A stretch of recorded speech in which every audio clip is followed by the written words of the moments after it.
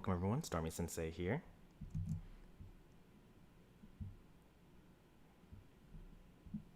Yeah, it's too early for that. We'll do the next song. There we go.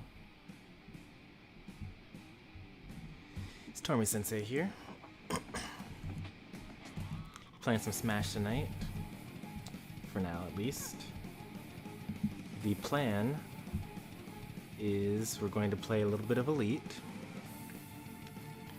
And then we're going to end the stream and then start up a Pokemon Unite stream. That's the plan so far. We'll see how well we stick to it.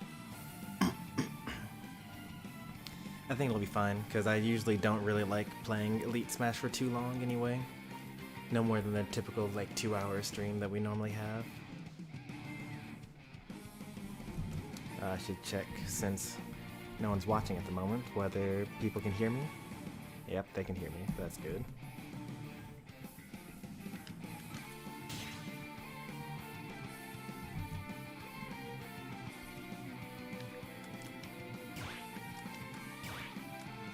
Nope. That's a habit. Oh yeah, I should watch the shared content stuff first, shouldn't I? Let's actually do that now. Hey there, Chomper.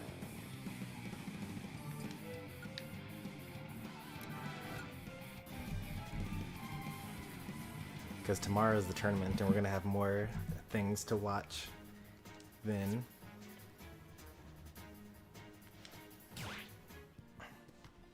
Alright, let me see if this is easy first.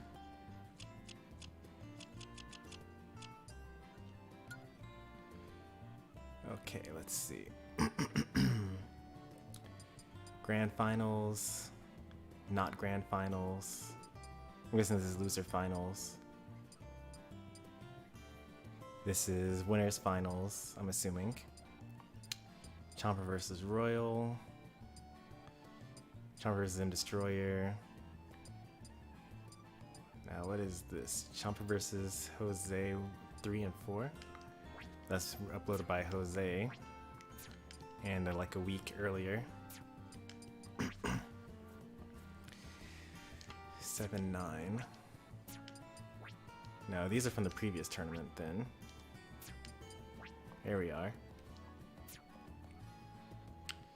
So we got... This is just a random replay, I think. Yeah, 3 stocks, 6 minutes. Chomper versus Royal. Sonic versus M Destroyer. Sonic versus I Like Pie. Sonic versus I Like Pie again. No, there are just 4 of them, okay. And then M Destroyer. Should we go in tournament order? It would actually be pretty easy for me to just like keep it going.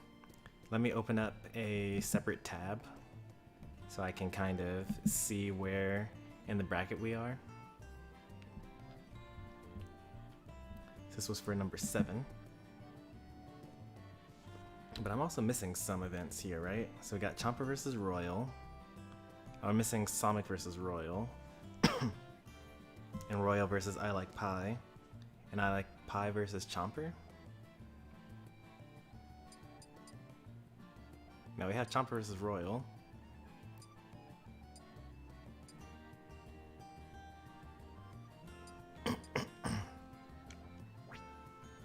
That's too early on, right?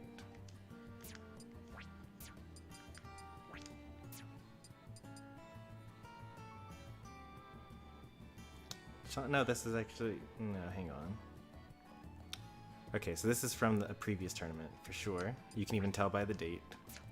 And that's also from a previous date. I'm surprised you brought that to game 3. Good job. Nice. This is a random replay. And then the 16th is when this tournament took place. Alright. So I'm still missing some. Let me open up Discord on my phone real quick and see which ones I'm missing.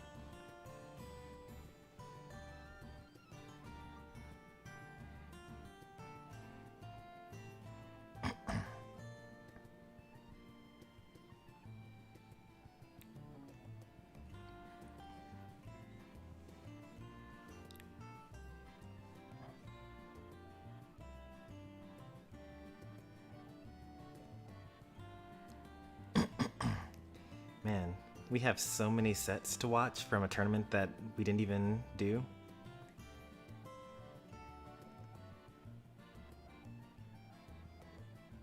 I love it. It's so great.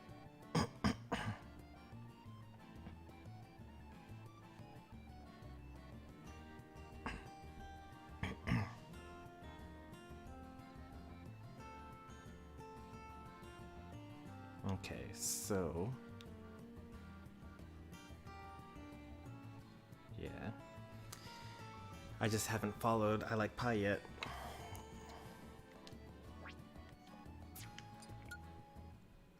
So let's see what we got here. FD 99 C 915.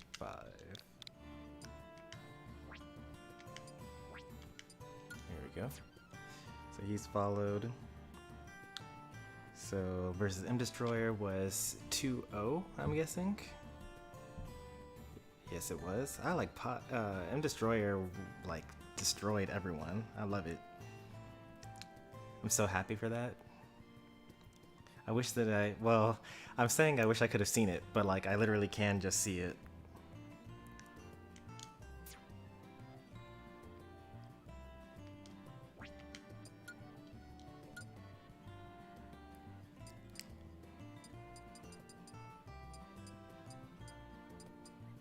Alright, there it is. I Like Pipers and Destroyer, 1 and 2. I'll do the ones that are out of order first. So this will be winners round 2, followed by losers round 1. And it's actually in that order. Alright, I got everything straight now, and then the rest of them, I guess I'll do the set by set, like in the order that they're supposed to be in the tournament, because actually that would also be nice because it'll let me kind of be more in suspense about how everything turns out. Hey there, Marcus, how's it going? At some point in time, I'm going to be interrupted by the fact that my pizza is going to be delivered. So that's fine. And welcomed, actually. Alright, so first up we got this one.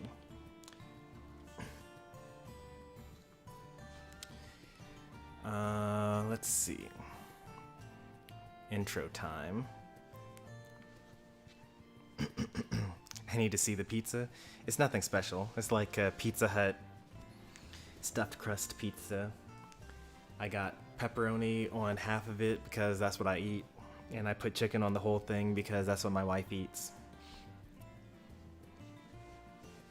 Very boring.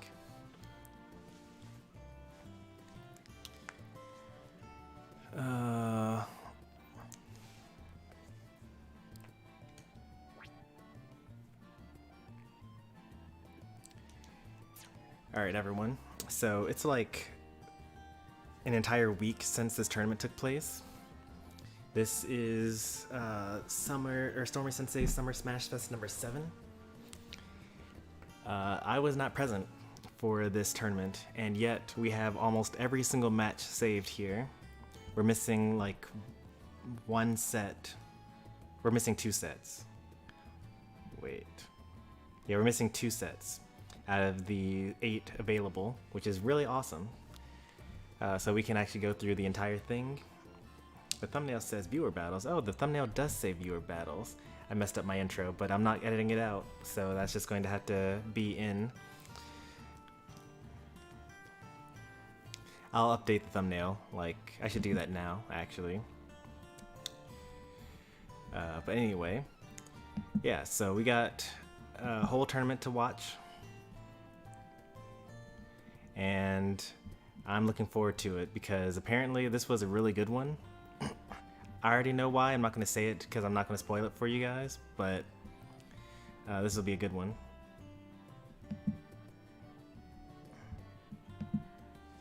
We're going to start off with winners round 2. This is the earliest match that we actually have visible for us in the replays.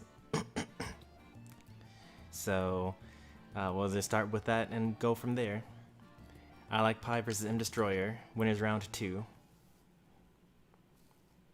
They both had buys into this set. 3, 2, 1, go! Alright, so Kirby versus Dedede. I always say this should be unwinnable for Kirby, but people like M Destroyer and Jaja make it seem like this character actually can, stand a chance here.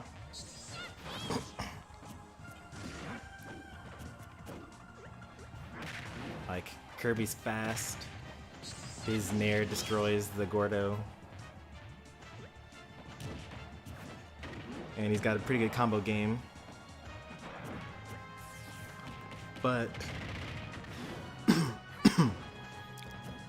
I'd say that the issue that I Like Pie has here is that he's just generally too close. I like to hang back and jab or like forward tilt. That's gonna be kill, yes.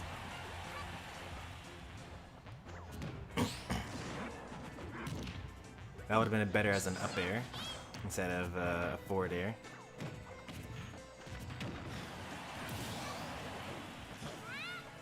With Dedede's up air, you can actually like drift in or drift out and like change whether they go in front of you or behind you. The optimal combos.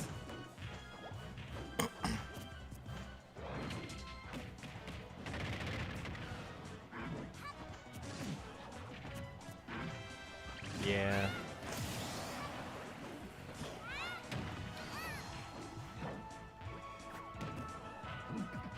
So I want you guys to pay attention to how often Kirby's holding center stage and how often I Like Pie is putting himself in a corner. Well, it's not so much he's putting himself in a corner, actually. M Destroyer is just like doing a really good job of keeping him in a corner, like comboing him to the corner, and then ooh, destruction.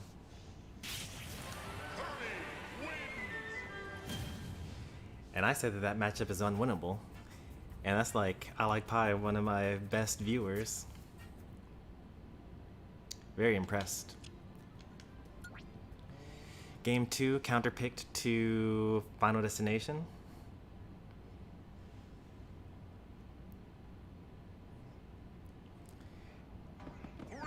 And counterpicked off of Dedede into Steve.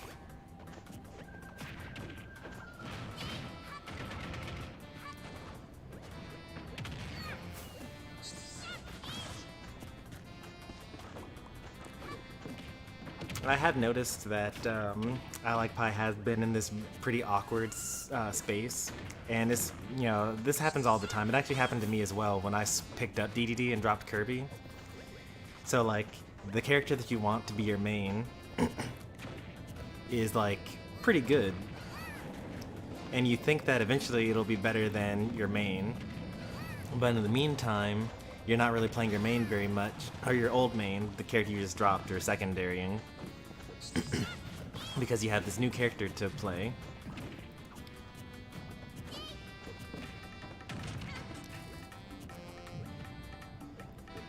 So now you have even worse issue where like, you're saying to yourself, the character that I was playing, I like him.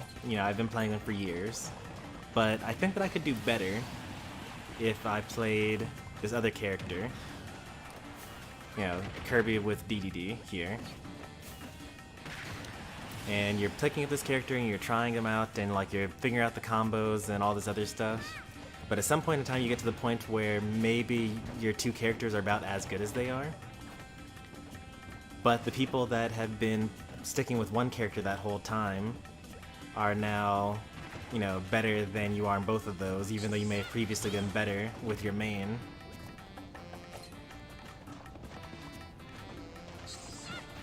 So, I Like Pie's had some pretty good showings over the past few weeks. Like, I Like Pie won the 5th tournament over Sonic. I don't know if he used DDD or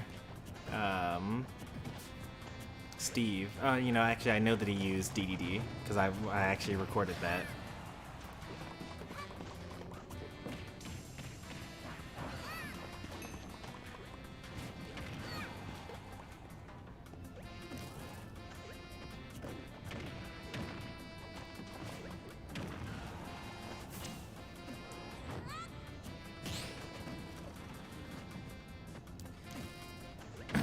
Yeah, but we've also been seeing I Like Pie, like, you know, drop a couple of games that we normally wouldn't expect him to. And maybe he wouldn't if he had stepped with DDD. And that's kind of a very important factor when it comes to getting better at something, and especially something like Super Smash Brothers, where you basically have to not necessarily care about winning this game. Because, yeah, he may be losing some games or losing some sets that he wouldn't have if he stuck with one character. But if in the end you think that a character is going to suit you better or is going to be more interesting to play, then, you know, you should, you know, just lose a couple of times while you get it better. And eventually your character will just be better than it was before. Eventually everyone plateaus. There are like a series of plateaus that happen, so you don't need to have to worry about that. So it's an unfortunate SD in game 2. But M Destroyer takes it over I Like Pie 2-0. That's a pretty like tough angle because you gotta go like I think there's like this special technique for Steve where you basically like rocket in like a diagonal upwards way, but you take all the momentum that you would have had going forward. I'm assuming that it's hard to hit because most people don't do it.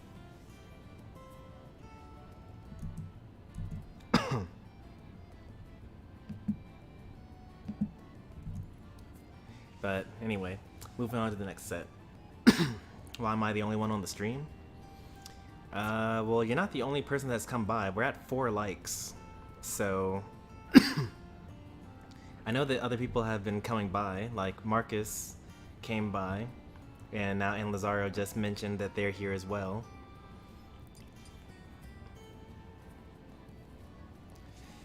Maybe it has something to do with the fact that it's an Elite Smash stream instead of a viewer battle stream. It could also have to do with the fact that I'm streaming way earlier than usual, and my usual crowd isn't ready to have me stream until like 9 o'clock or like 2 or 3 hours from now. And as people are coming out of the woodworks, we're actually going to now confirm that what's actually happening is people were just lurking. I mean, there's nothing wrong with that. I'm gonna have to update all these titles. Alright, let's see.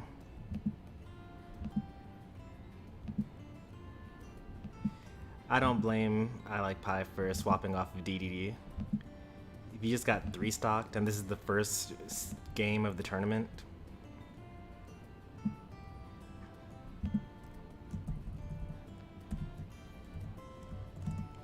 let's see. So this is winners finals, winners semifinals.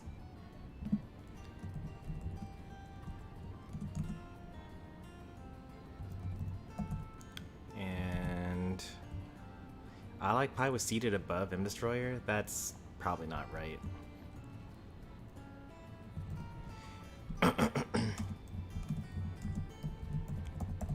Oh, he had just got through winning. That's true. He won number 5. So he actually would have been probably seated above M Destroyer.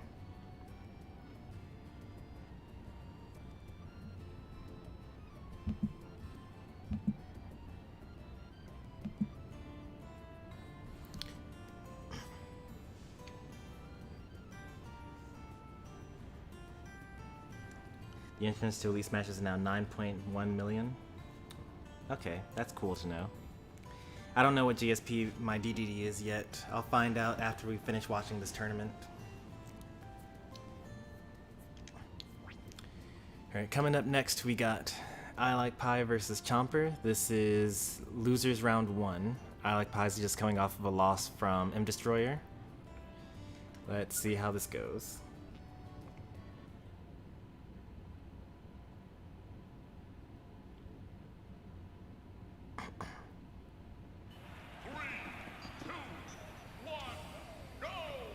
Alright, so I Like Pie sticking with the Steve, swapped off of Dedede in the previous set, and Chomper is bringing out the Game & Watch.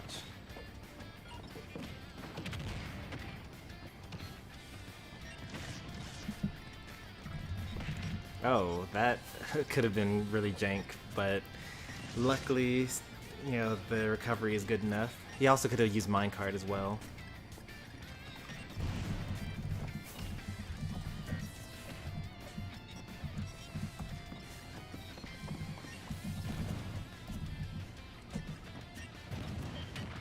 Nice.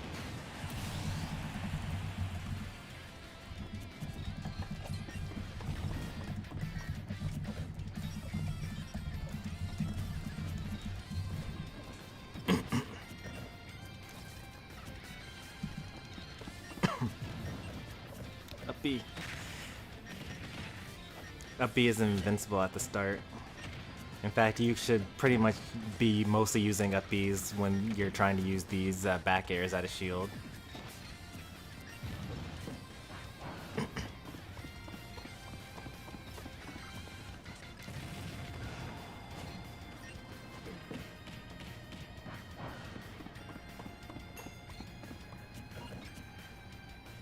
Oh, double flub. Still has the lead though. I'm glad that they decided to make Minecart not do any damage when you get captured by it.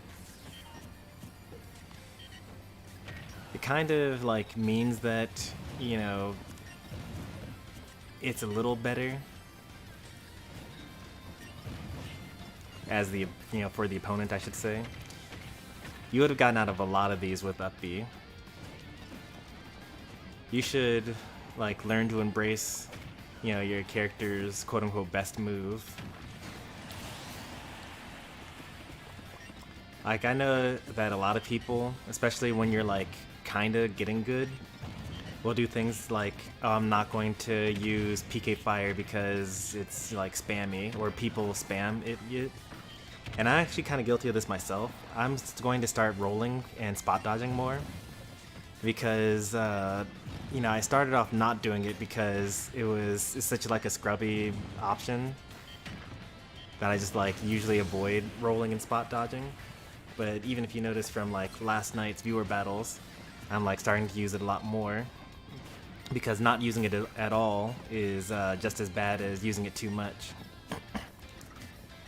Yeah, because it's always better to have more options available. Ooh, that was very interesting that didn't hit. You could have just done another down smash, which is so funny. This is going to be a diamond sword kill. I guess that also works. Could have just forward smashed.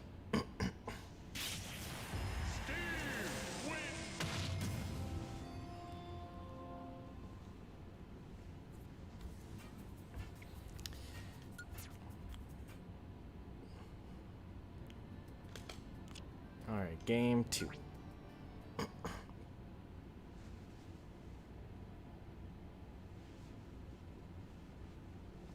How did I react to game 1 versus End Destroyer? Yeah, it was pretty rough. Color change. Going from gray to black. Trying to blend in with the background of Final Destination. Slightly more optimal Steve combos. You love to see it.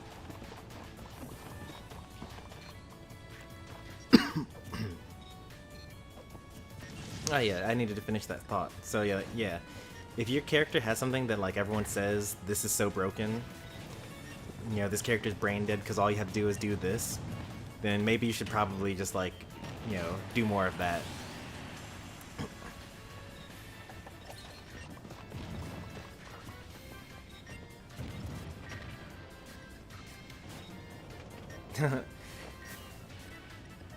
If that actually reflects like that, then you probably should have done it when he was off stage still. So that he would have gone back towards the blast zone. It's gonna... minecart? Nope. Not that time. That time.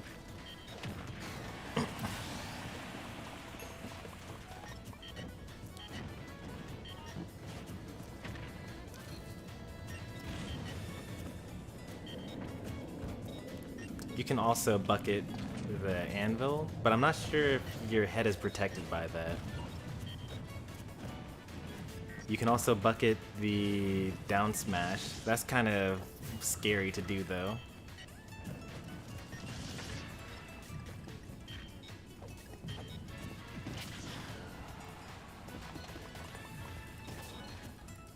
Oh, that's death. Oh, it didn't bury. Steve is too skinny. That second down smash probably should have hit.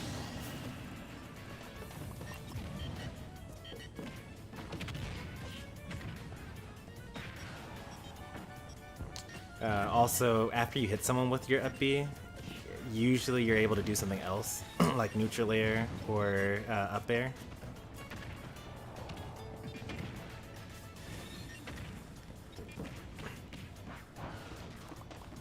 I honestly think that they intentionally super nerfed Game & Watch's forward air. It's so bad in this game compared to how it's been. Nice.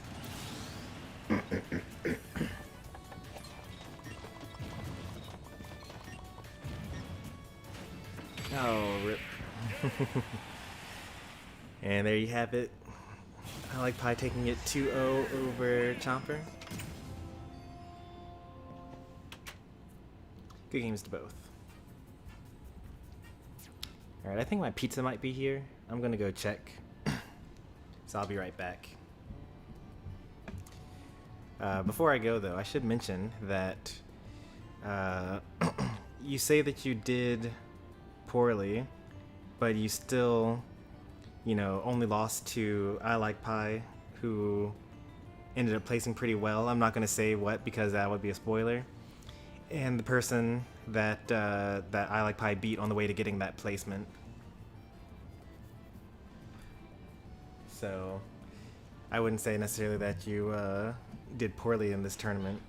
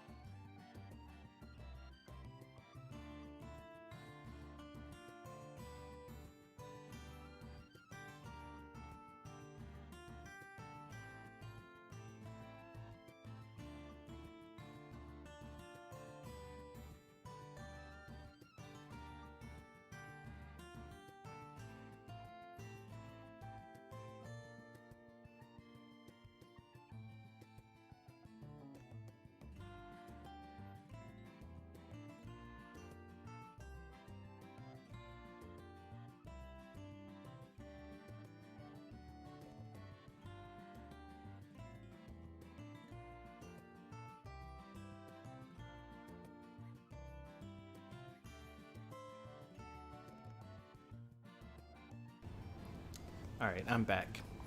Unfortunately for you all, the rest of this tournament is going to be narrated over the sounds of me eating. Let me go ahead and make a highlight for that. Should have done that before I left.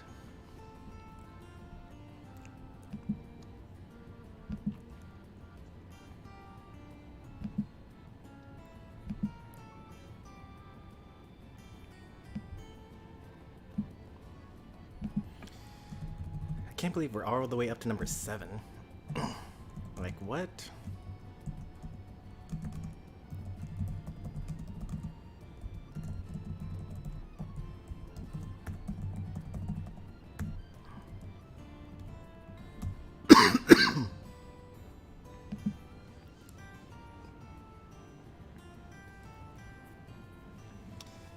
Alright. I suppose I should not use my good controller for this. The one that I literally just opened.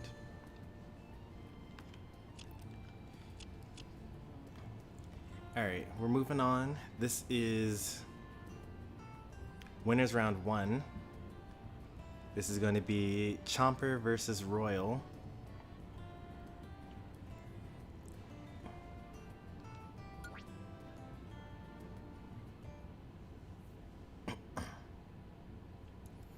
So, a very interesting story about Royal. He's never watched a single video or stream of mine, as far as I can tell. I was in San Francisco, and I wanted to play some Smash, and I had some free time. I was using my friend's Wi-Fi, I was using a Pro controller, but I just opened up an arena, and, you know, just had them, or just left it open, no password. And Royal is a Ridley main, I'm assuming. Has a couple of other characters as well. Corrin, I think.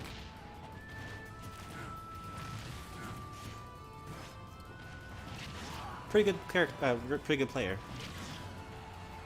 Or was it Game & Watch? I think it's Game & Watch and Ridley.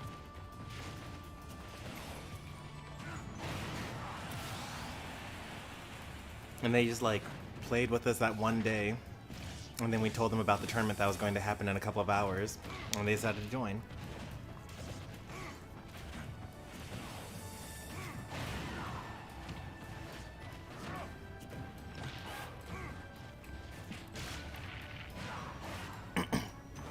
Where's the lava?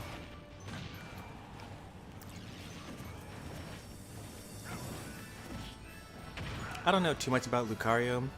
But if I were playing this Lucario, I'd probably be throwing more projectiles. Like, you don't have to chase someone across the stage.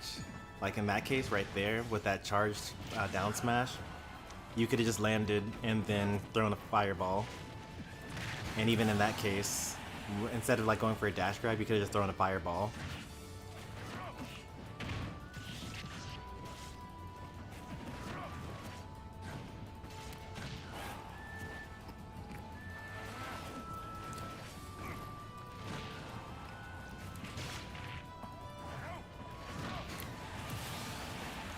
I don't want to undermine the work that Chomper's been doing on their own, but I will say that after Chomper and Royal played for a couple of hours, when I come back from my vacation, suddenly Chomper's like, you know, using the recovery to the ledge. So, I mean, I've been telling him to do it for a while now, but you know, I'm glad that it's finally happening, and it doesn't really matter, you know, what inspired it. You hold on to the ledge too long. You gotta get up attack or regular get up, time it, or those are mostly the ways that you gotta do that. Or drop from ledge and then do it up air.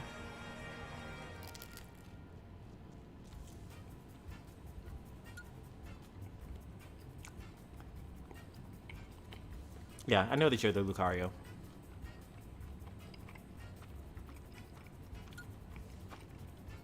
I was commenting on the fact that Royal, the Ridley player, is doing a lot of things that I started to see that you're doing now. 3, 2, 1, go! And we got the Ridley Ditto, and I got a put my food down long enough to turn this off.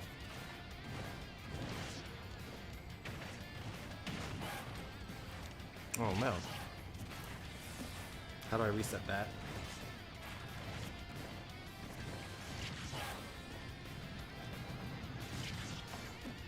There we go.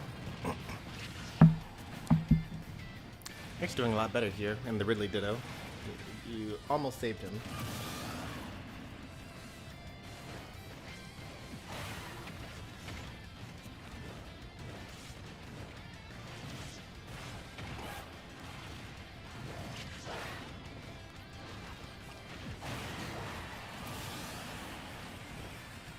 Where's my pizza from? Pizza Hut.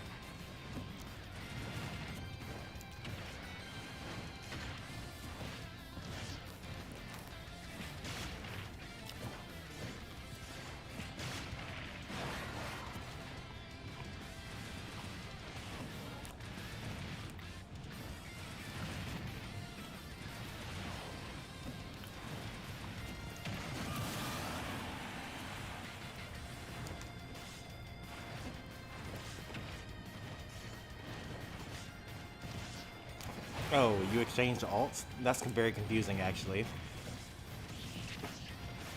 So you're the gold Ridley here, and Royal is the purple Ridley?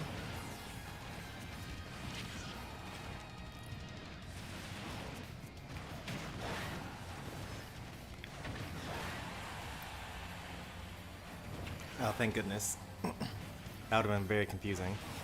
Nice.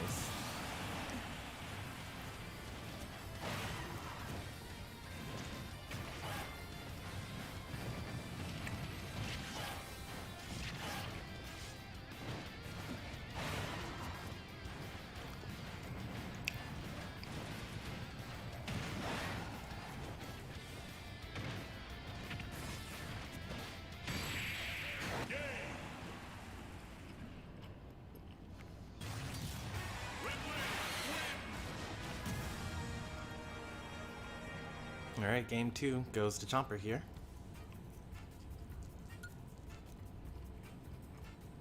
We got ourselves a set.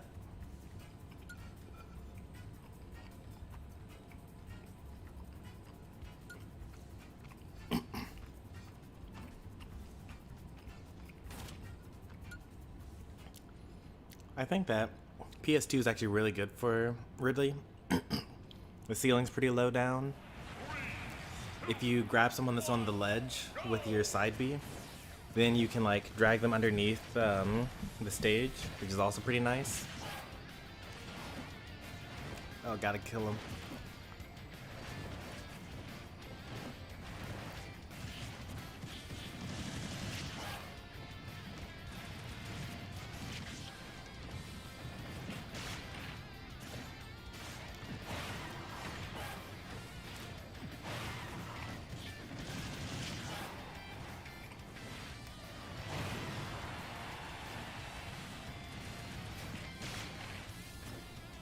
Another nice thing for Ridley is that your up smash covers the entirety of those side platforms.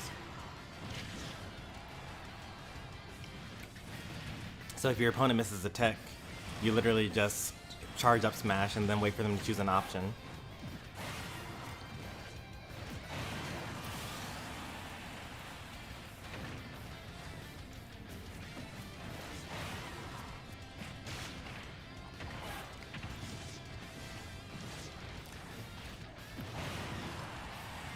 So Pika, you're thinking about Broly legs.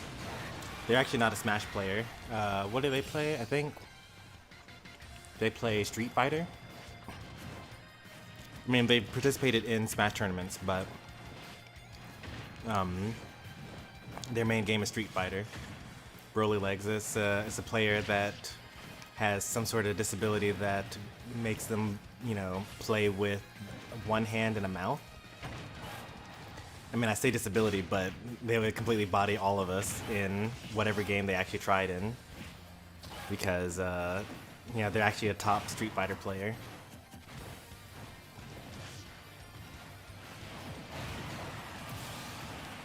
You gotta stop recovering onto the stage like that. If you're going to do that, at least use side B. Because you can't shield it.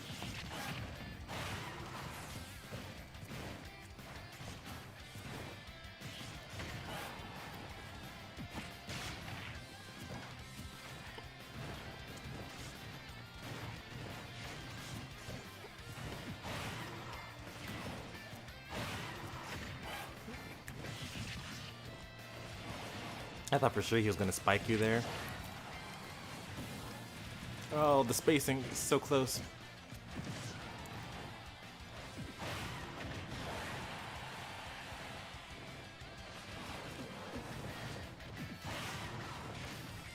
Oh, that's death, right? Barely not.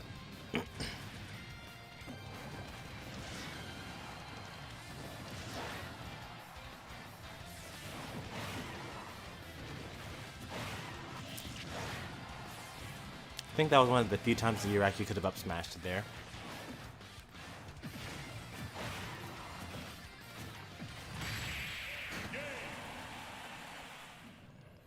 As I always say, Chomper, if you do more tilt attacks, I mean, you actually started doing more tilt attacks, honestly.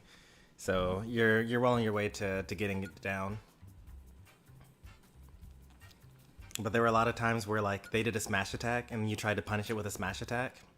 That's typically not going to work. You got to punish smash attacks with tilts generally, at least the fast ones. And then there's some you can't even punish with a tilt or a jab even. Like, you know, I'm thinking like Meta Knight.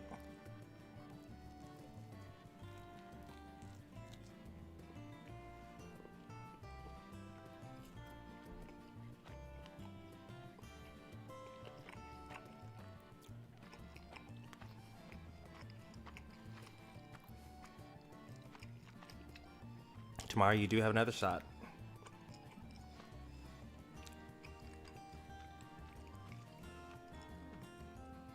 I'm waiting a little bit to let the highlight happen. Alright, we should be good by now.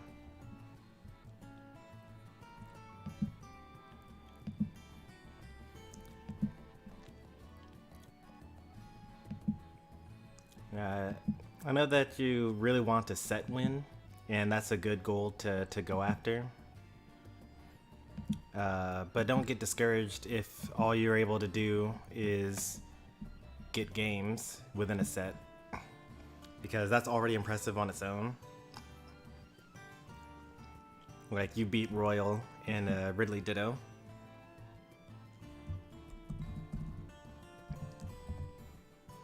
And as I keep on saying, it took me a couple of months of going 0-2 before I was able to start winning at my locals.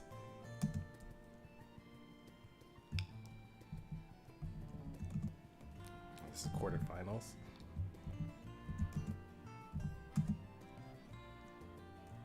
And this is Chomper be Chompin'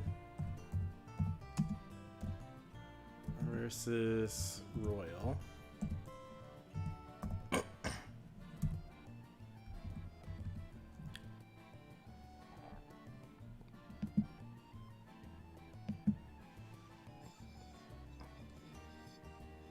I plan on being at the tournament tomorrow. This will be my first time leaving work in order to get home in time for a tournament. So something could probably go wrong, but I'm registered. I might not check in time. But even if I don't check in, I'll still make sure that the Discord server is set up and whatnot.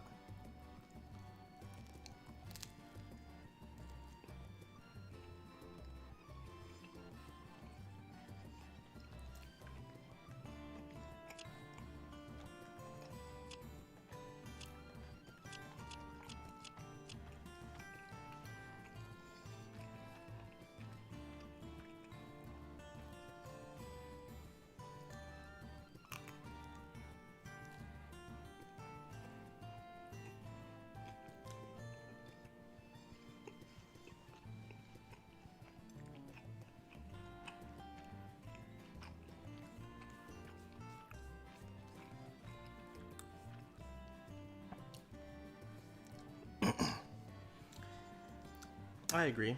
You know, I actually thought that you would do a good job, but I didn't realize how good of a job you guys would do. I'm actually impressed.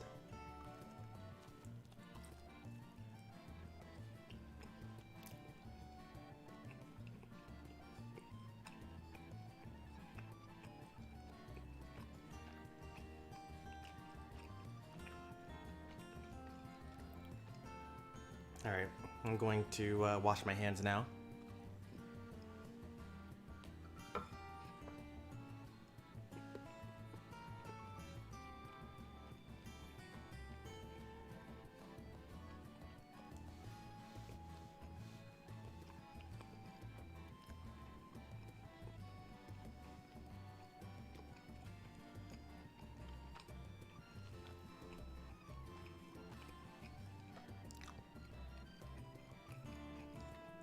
Sure, I can give you guys admin privileges for tomorrow's tournament.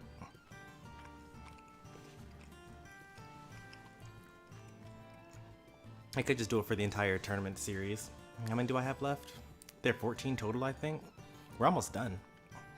We're actually past the halfway mark. That's crazy.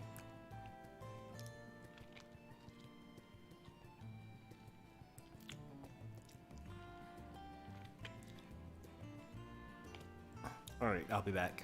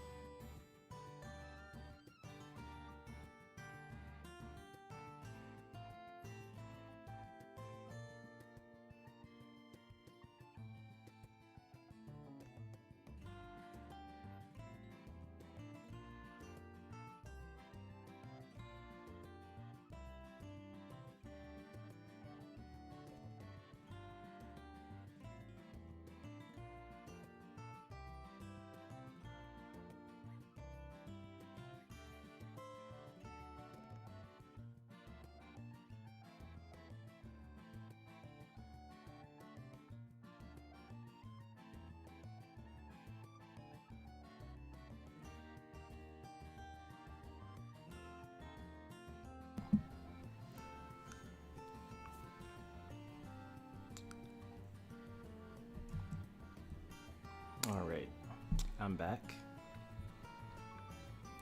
We're halfway through the summer tournaments, but I'm already back in school. Yeah, summer, summer break is very different for different people.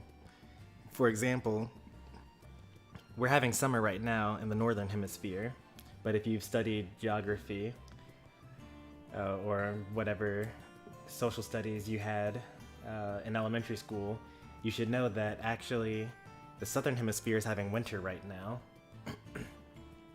And so there are actually a lot of viewers from South America where they where like none of this has made any sense whatsoever.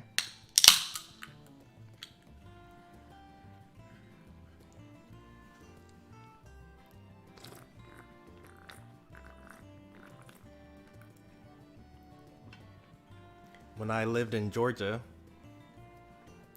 school let out at the beginning of May, like May 13th around there. and summer, and we went back to school in early August, or late August, mid-August, something like that. Now that I'm here in Wisconsin, school is out Memorial Day, end of May, and comes back Labor Day, beginning of September.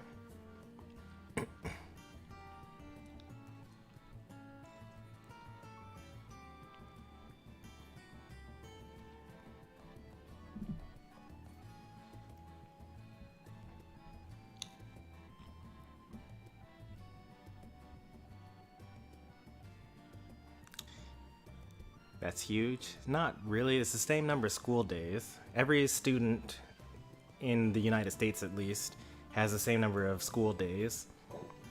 It's just that, you know, fall break versus winter break versus spring break and summer break. And, like, snow days and things like that all contribute to, like, when you're actually in or out of school.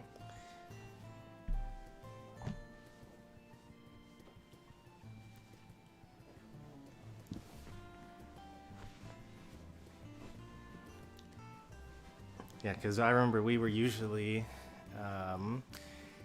we were off for winter break for like a week, if even that. I'm pretty sure it was just from Thanksgiving to Christmas, or not from Thanksgiving to Christmas, from like right before Christmas Eve until right after New Year's. So that's like, you know, a week, maybe a week and a half.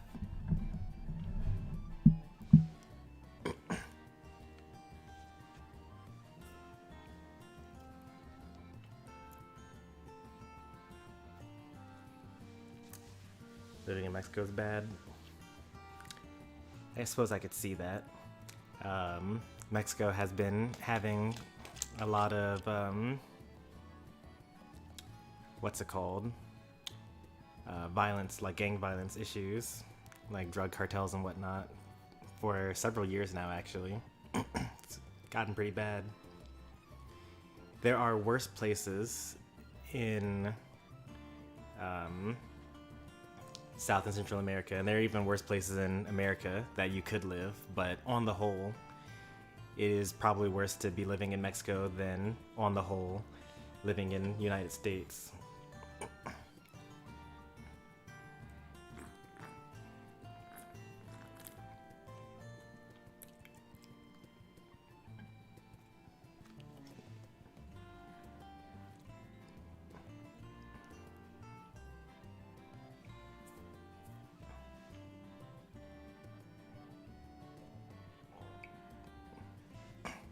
Yeah, it's pretty rough. So I always say, you know, whenever... This is one of the reasons why I can never get down in the dumps myself. Like, I just, like, think about how good I've got it, and it's impossible to be upset about anything. And, like, no matter how bad you think you have it, like, you could probably find some positives. Because there's a lot of really negative stuff in the world out there.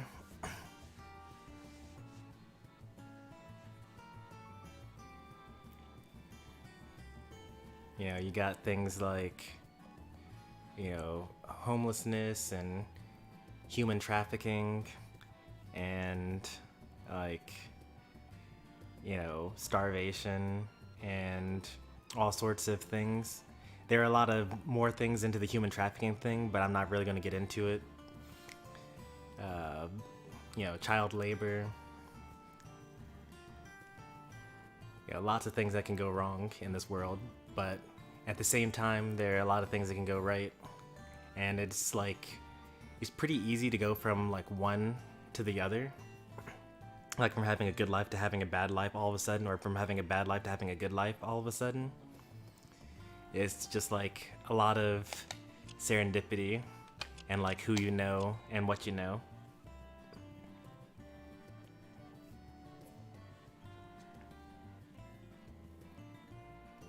So always be thankful for what you've got. Alright, moving on here. Champa vs. Royal was the last one that we did, and we're caught up. Alright, so I have all the highlights that I need. Alright. Now we've got Sonic versus M Destroyer, which is actually going to be winners finals. So let's see, we got a good number of sets here.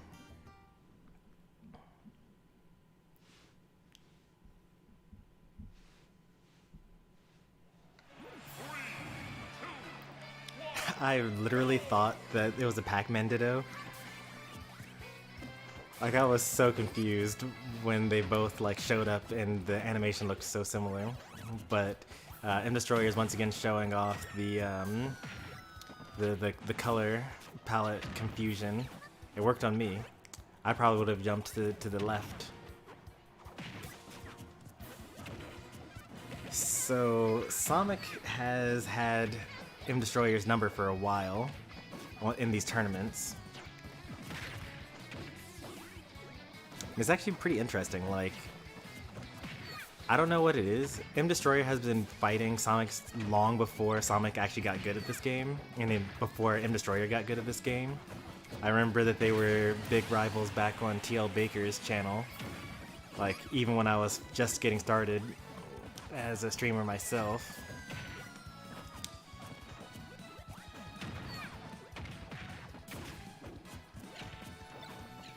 But I think that in these tournament sets, I can actually look up how often they fought and who's been winning against who.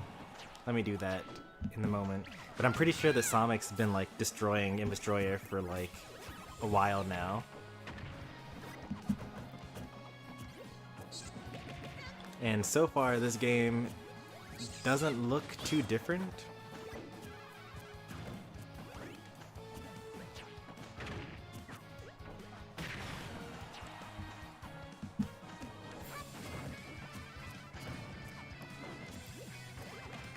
Like, I get it. I've been, like, I rewatched Me vs. Sonic earlier today.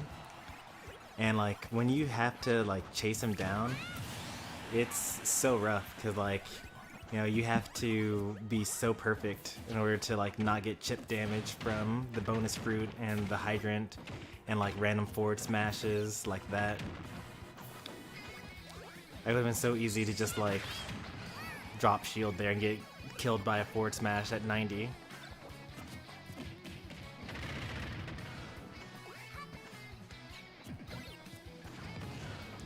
This is starting to come back to M Destroyer though. I'm liking that since the last tournament, he's doing a lot more just like standing in front of the hydrant and just shielding. And then just like, you know, I usually forward tilt afterwards, but I'm glad that, oh, Light Trump, I like it. He's been doing dash attack. And I think those have been instant dash attacks too. Not quite sure. Sonic got lazy with his edge guarding. And he actually had a jump, so he could have avoided getting hit there. But he just wasn't expecting to get hit by the forward tilt. That was an attack cancel. The inputs are pretty easy actually. It was one of the first advanced Smash Ultimate techniques that I learned, but pretty useful. It gives your tilt attacks a little more range. Now we're back to even stocks here. That's the first thing that Sonic learned to do as Pac-Man. That's actually the reason why he even mains Pac-Man, is literally so that he can put the hydrant, not put the hydrant, but put the trampoline above, underneath someone before they hit the angel platform, so that they instantly lose their invincibility. He did it too low though, and M Destroyer was able to, what's it called? Just jump over it.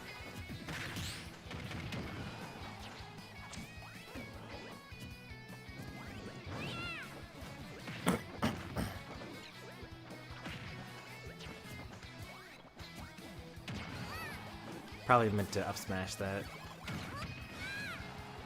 Alright, super even again. Back air, it's gonna kill? Nope.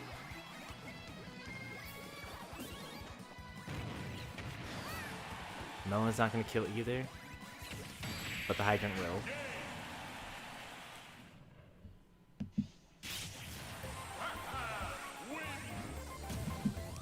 They are neck and neck. I'm looking at the leaderboards. M Destroyer is like right behind Sonic.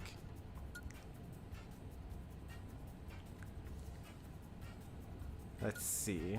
So prior to this tournament, loss, loss, loss, loss. Yeah. Destroyer has lost 3 sets to Sonic since the beginning of the summer. 4 sets to Sonic since the beginning of the summer. 3, 2, 1, go!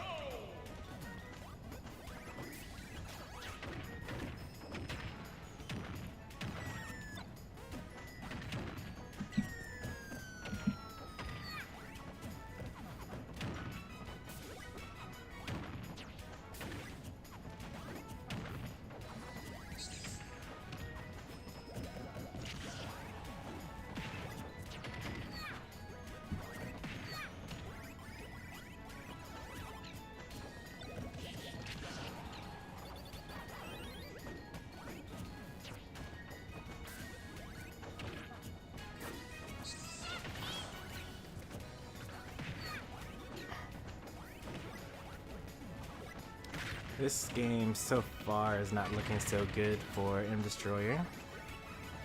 Let's Trump. I would have Let's Trump there. I don't know if that would have worked though.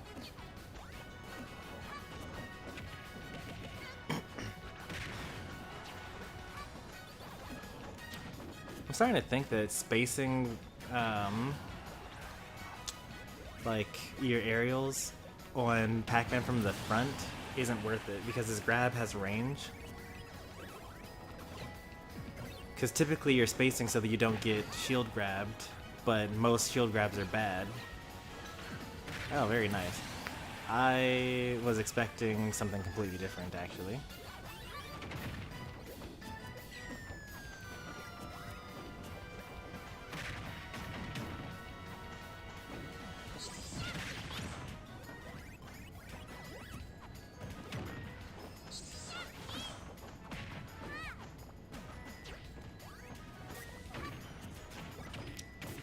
Oh, that's a nice one.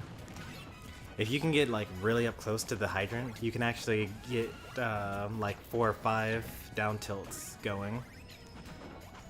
Because it doesn't do enough knockback for them to go past the hydrant. How does he know? Like, I don't ever jump out of that. I usually tech in or roll or air dodge in. But like M Destroyer jumps and like he almost never does back air after the down throw. I'm assuming it has to be like, you know, learning people's habits. He tried to catch it with that back air.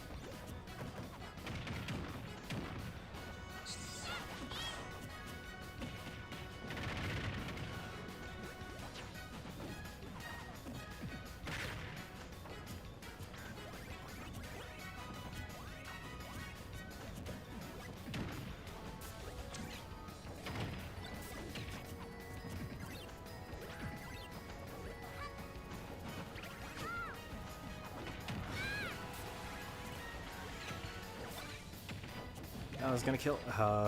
If he had held him a bit and then done up throw, it probably actually would have worked.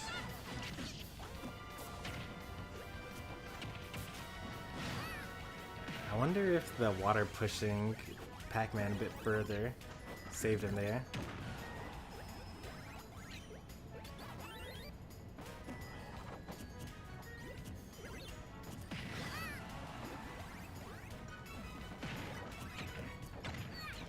Uh-oh, did the stream die?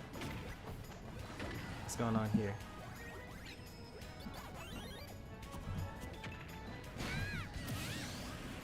My view of the stream is dead, at least. I'm not sure if you guys are able to see what's still happening.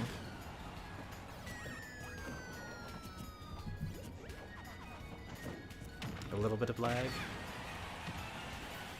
It's good though? Alright.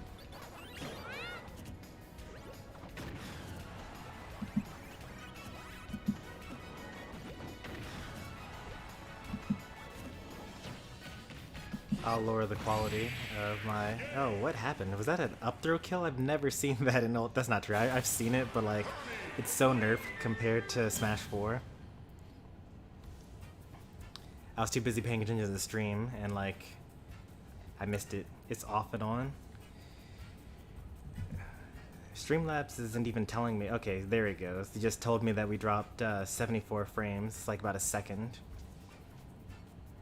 Destroyer was in danger of being disqualified. What for? Like missing the because he didn't register in time?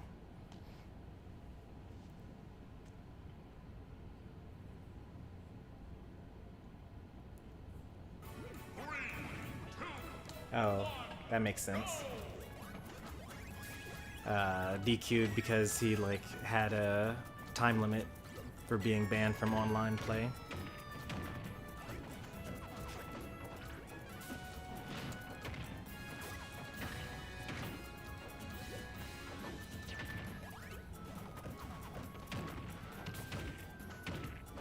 Ooh. That's so much more better than I would have done. I would have done just forward smash and he wouldn't have died. But the light up tilt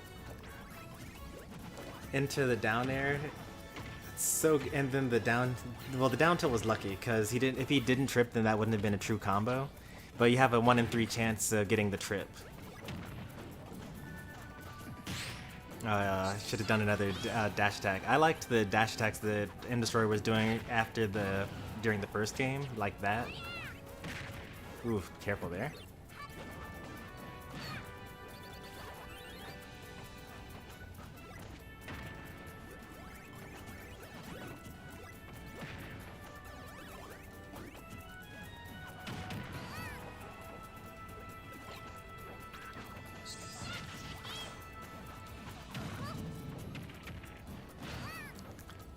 Very often, Destroyer does the up smash onto the hydrant and then shields, and very often Sonic grabs, like almost every time even.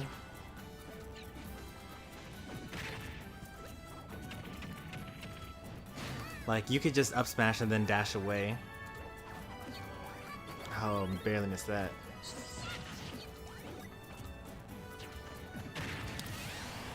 See what I'm talking about? What happened in the first game was really good. Like wait for the hydrant forward smash because it's going to Kappen, and then the speed, and then do an instant dash attack.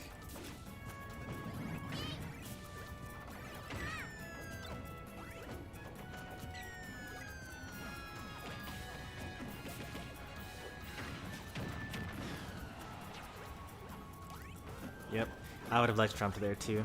I was actually just about to say ledge trump. But we both were wrong there. That happens sometimes. Sometimes you think your opponent is afraid, but actually they're like super aggro instead. Down smash. Actually down tilt, or forward tilt was actually better there. Buffed forward air. Actually killing. If that had tripped, he probably would have gotten like 50% off of just down tilts. Because if the first one trips, then you dash in and then start down tilting, and then they're blocked against the hydrant.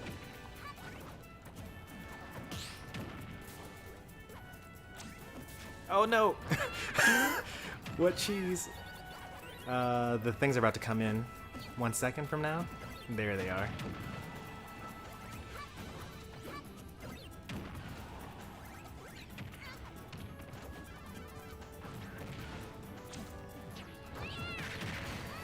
Alright, even stocks, but not even percents.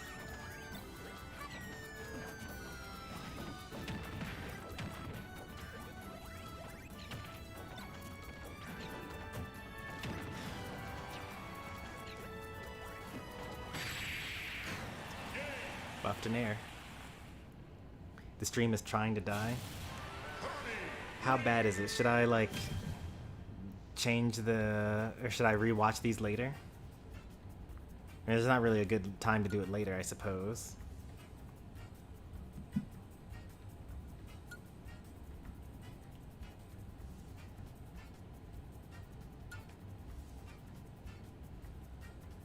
It's not that bad at all for me? Okay.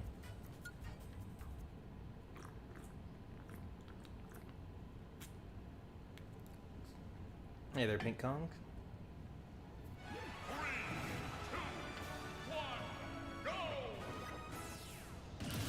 Okay, so what I hear is that someone DC'd and they're resetting the stock count for this game, which is unfortunate that we don't get to see it. When you disconnect from a match, it goes to no contest and you can't save the replay. I feel like it should, save it what replays existed up until the disconnect, but what can you do? That's not how the game works. So we just have a rematch of one stock apiece. Kirby got some early percent combos and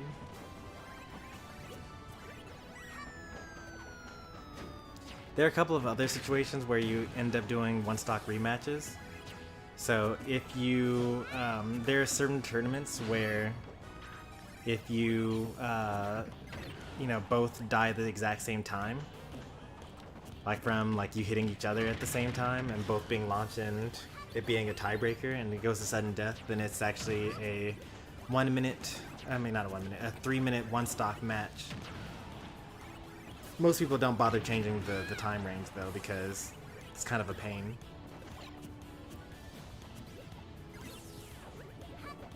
So I was kind of getting desperate here. Yeah.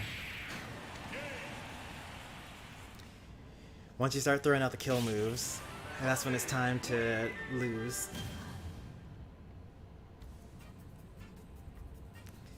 Alright, we missed the first 4 stocks from that match, but it was even enough that when they disconnected, they were both down to 1 stock. So M Destroyer takes it 3-1 over Sonic.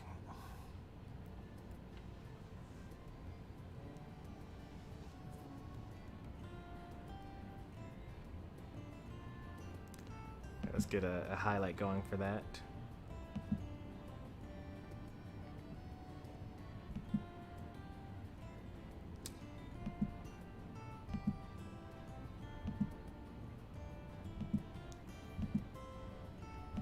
Oh no, I didn't keep track of when I stopped doing my rant about how difficult life can be. Oh well, I'll just trim it down later.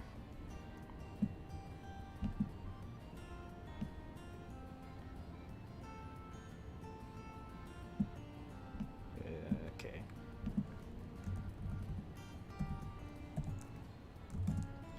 So this is Winners Final. Sonic 38 versus M Destroyer.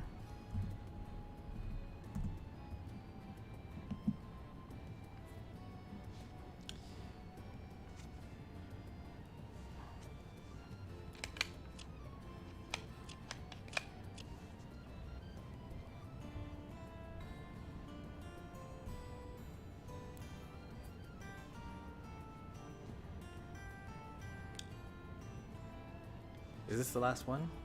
No, there's one more after this. Alright. Moving on, we now have losers finals. Sonic, who just got through losing to M Destroyer 3-1, versus I Like Pie, who just advanced over Royal 2-1. So both of these players have been sent to losers bracket by M Destroyer. They're now fighting to get a chance to rematch M Destroyer, who is sitting and waiting in grand finals.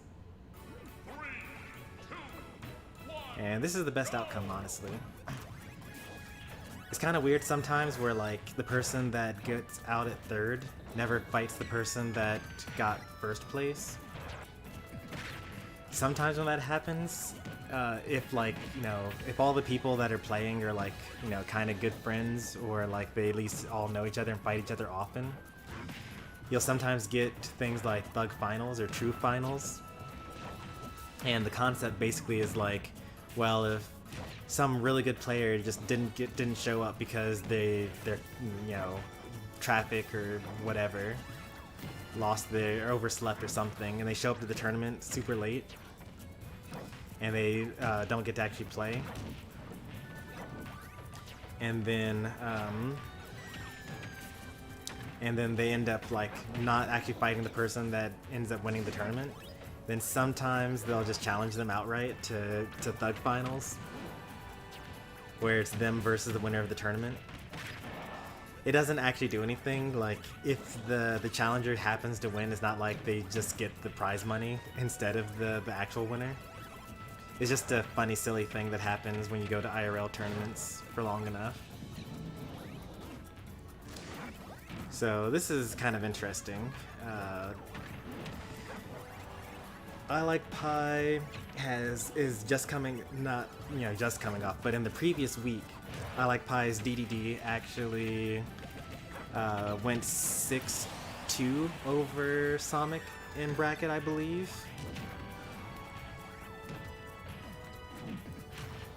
So you would expect there to be, some dominance here, but, different week, different players,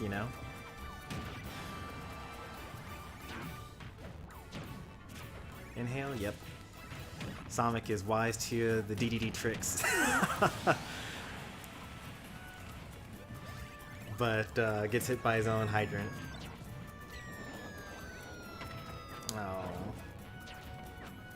Don't you just hate it when, like, character knowledge things that used to get away with just stop working? Sonic is so good at just smacking you in the nose. He probably could have jab blocked there. Doesn't have to because Gordo's just bad. Probably did more damage from the Gordo double hitting than actually hitting that jab block.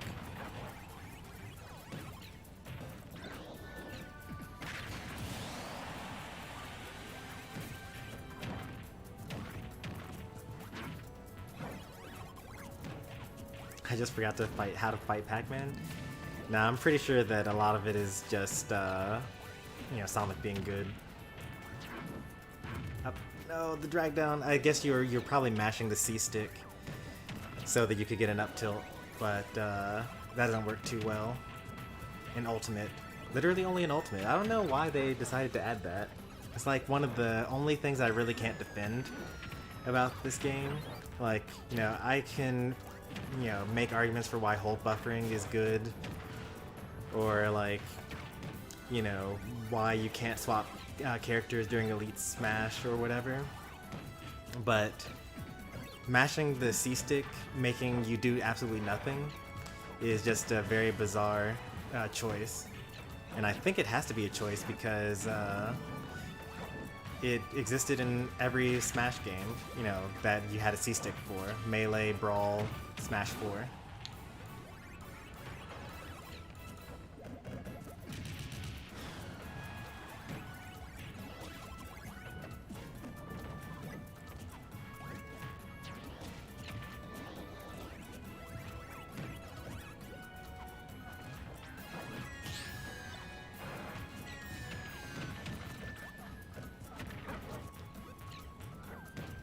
If you've been a little bit more patient, you might have been able to get that up smash.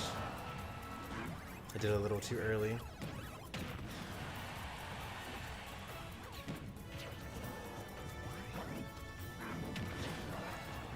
This is such a difficult matchup. Oh, you're dead.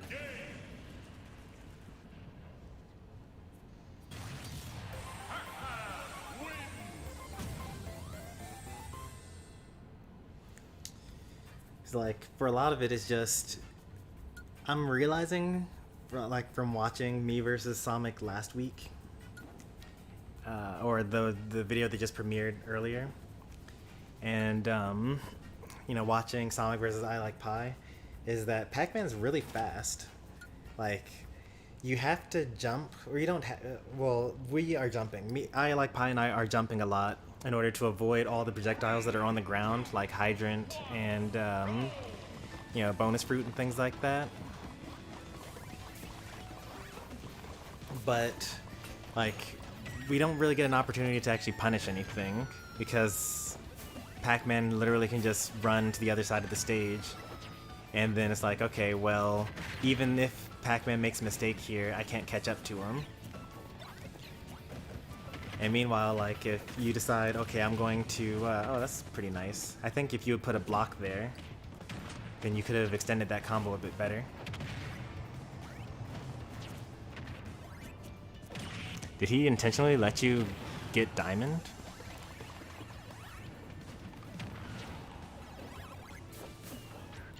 Is this like Dragon Ball Z or something? Let you power up to your full power? Oh no! Okay, well you were gonna die anyway. So it's not that big of a deal.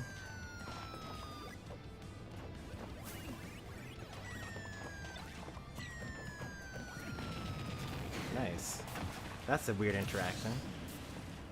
Is it because Steve is super skinny that that didn't hit, or because the magma block canceled the hitbox as it was coming down?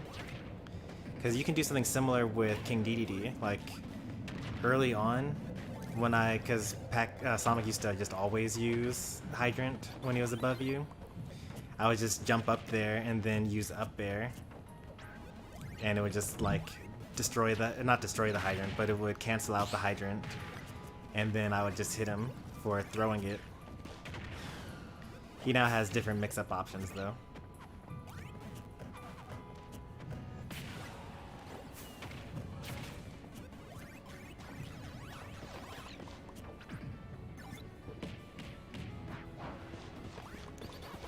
I think down throw was what you should have done there.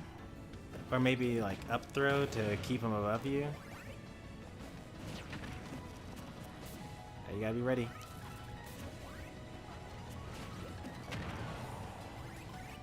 It's a little sad that that Hydrant didn't actually hit. You gotta watch your opponent. I saw that Hydrant flying from like a million miles away. Like, you don't actually need to watch yourself mine.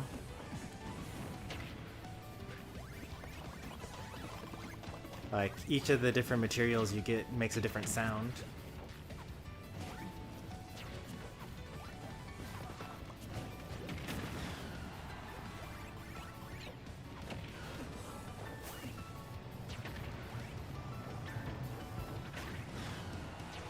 Reactions are just slow.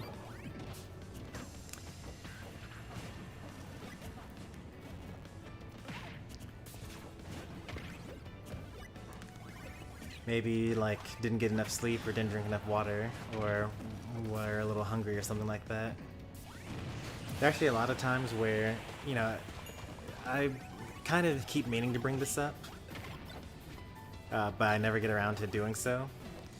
But, you know, it's very possible and very common for you to be trying your best on 2 different days, but what counts as your best effort is just 2 completely different levels of skill. Because it all just depends on, you know, how much distraction you have, what's going on in your IRL life, like, you know, what did you eat that day? Do you have to use the restroom? Did you brush your teeth? Things like that.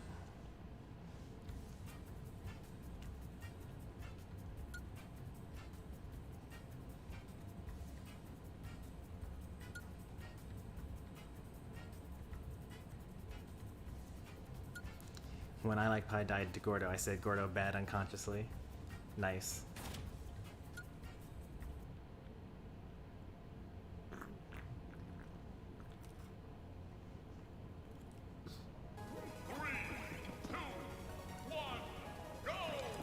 Well, then you and Sonic have to meet in Grand Finals another time, because according to Sonic, when you beat him in number 5, he was distracted by something IRL, and in this tournament you were distracted by something IRL.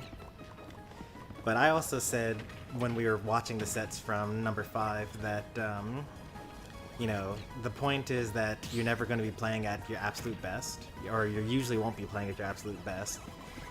It's, you know, even for like top players that are like traveling to super majors, he could have extended that a lot. I think that if Sonic had decided to pivot forward smash rather than like run all the way and then stop and then forward smash, he probably could have gotten that punish that he wanted. But as I was saying, you have to be good enough so that your so that your like B or C game is like enough for you to win over people that are playing at their actual best. Like you want to beat people when they're playing better than they ever have in a tournament, even if you're like tired and you know you're in a different time zones and you're like super jet lagged or you just got off of a plane. You didn't sleep very well because the people that were in the next hotel room over stayed up all night yelling, playing Smash Brothers. Even though the crowd was in your ear and like cheering against you because you're trying to beat their favorite player.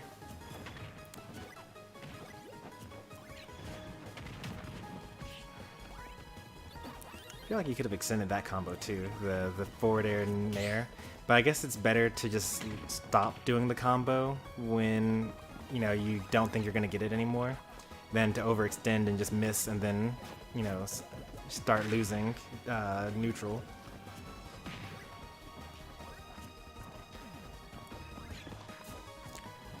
Wonder if there's any high-level Steve versus Pac-Man that could be studied yet. So I know that the better Steves are like Yanni and Aaron and Jake, but all the better Pac-Man players are like not from their regions. Like there's Senji in New York, and I think the closest person to him is Jake in DVA. And I have no idea what region Aaron's from. I only know him as a Wi-Fi warrior. Oh, mistimed that. That would have been nice.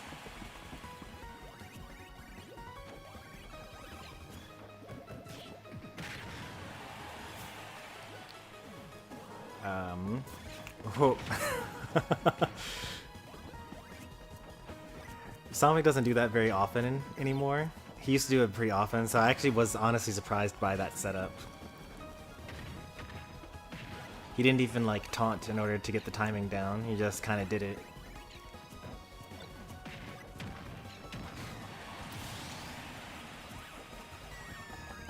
You actually couldn't have shielded that. You were too busy in your I just threw an apple animation.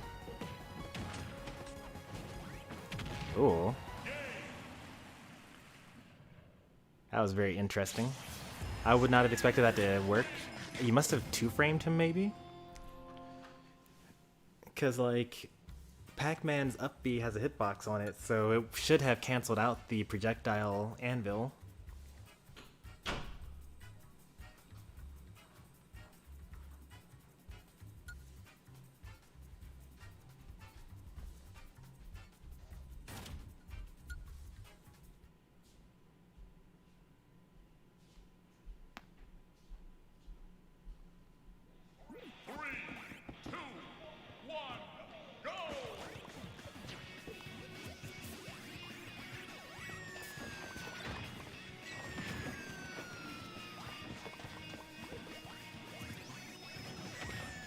Splatoon, I like it.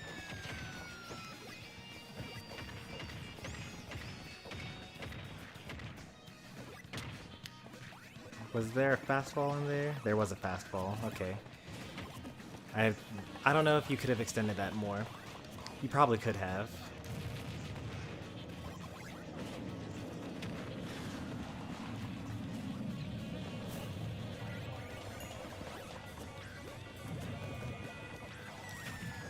I'll have to modify that quote because you got the wrong 2 in there.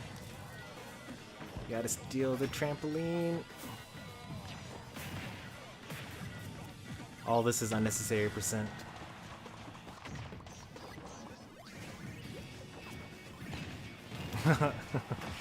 You only took like 7 or so percent anyway. It's not so big of a deal.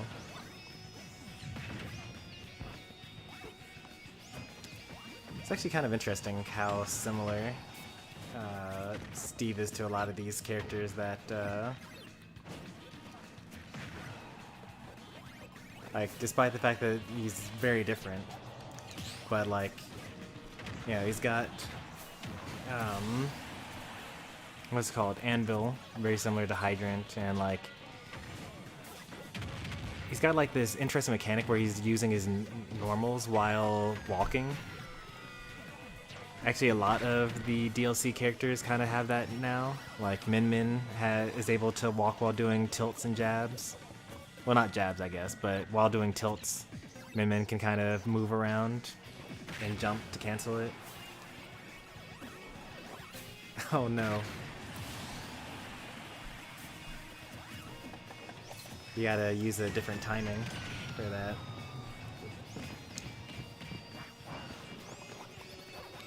And like his grab has like the same dead zone that Isabel's side B does.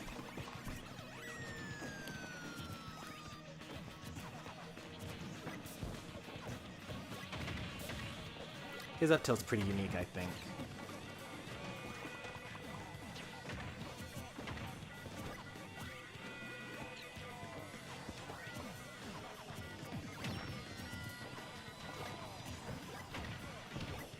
Oh, nice read.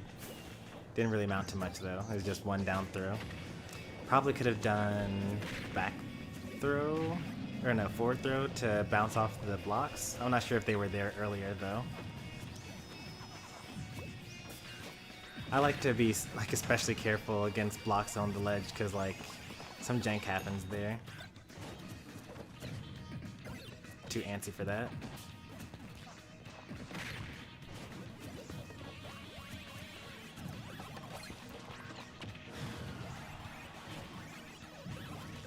Oh, he almost got hit by that. It wouldn't have. Nothing could have been done to get killed there.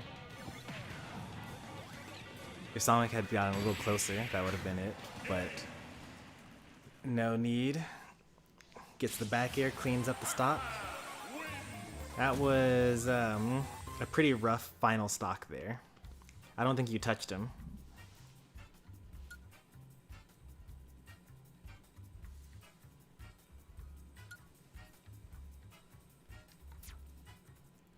But you did well for the previous games, though. Just that one stock was kind of crazy.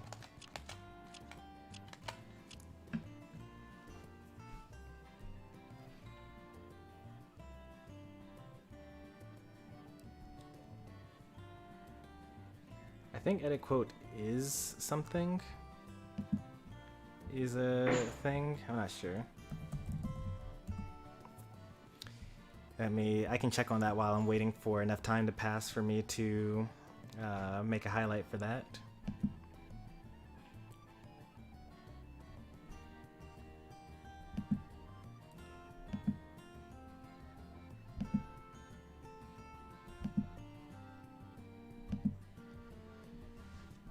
Alright. Number 7.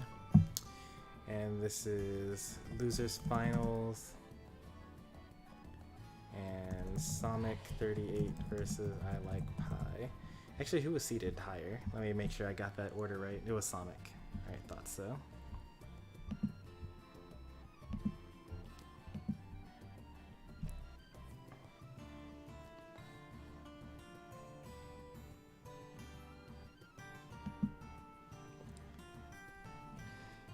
I may not even end up playing Elite Smash today. That's kind of funny, actually.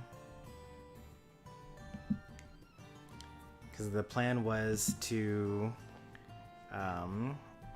play Elite for like 2 hours and then end the stream and play Pokemon Unite. I'll play a little bit of Elite though. I'm not going to completely not.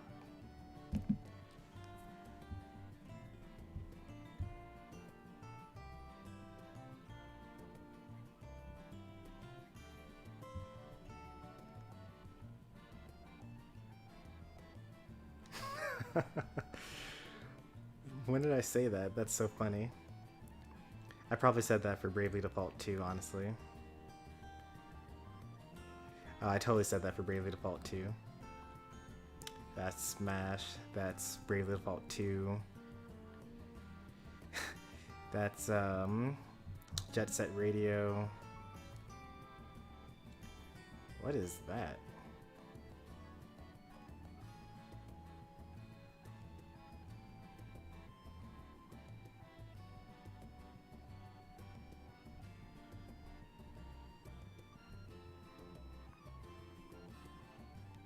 Okay,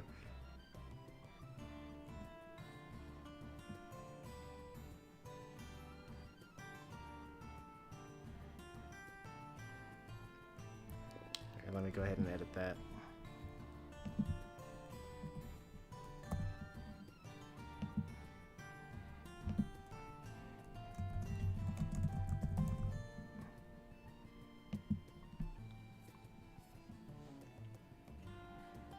That was definitely Smash. I'm gonna just correct some of these other ones that have some spelling errors in them.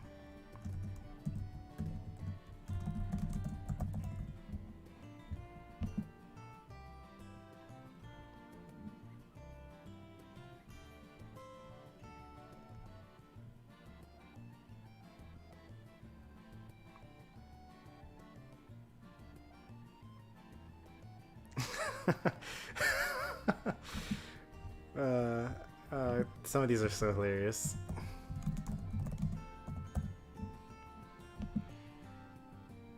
Like quote 36.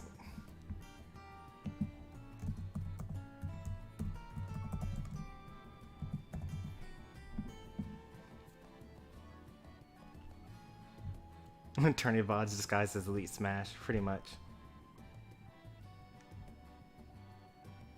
Oh, you wanted to know that one that I didn't know about? I have no idea what would have had me saying quote 30.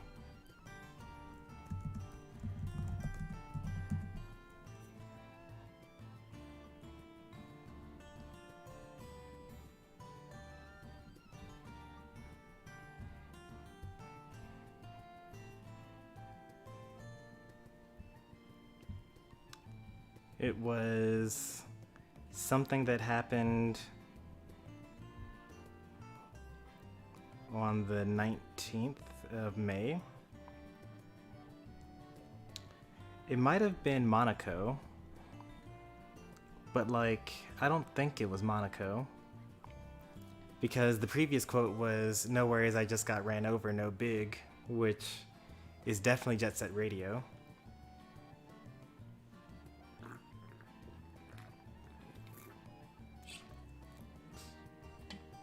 Maybe it was City of Heroes? I don't know.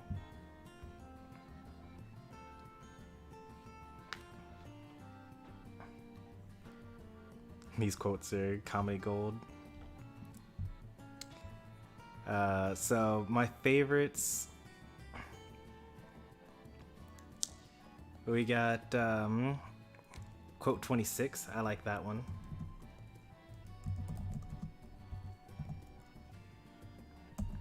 Oh, you heard it from earlier, and then you added it.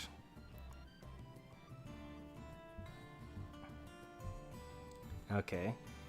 So, I don't know what game that's from. I wonder what the command... There, you should be able to add a command, or like the default quotes, like add quote or whatever, should also allow you to specify what game it's from, you know?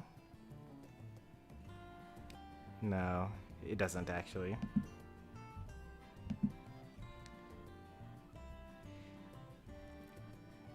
So the command for edit quote is actually quote edit, but I'm going to add an alias for quote edit, or edit quote.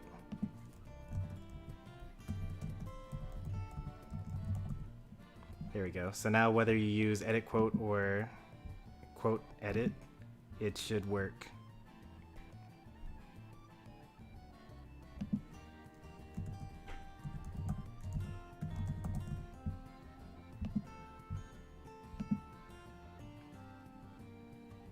Are there other ones that are weird like that, where you would think it's one thing but it's actually something else?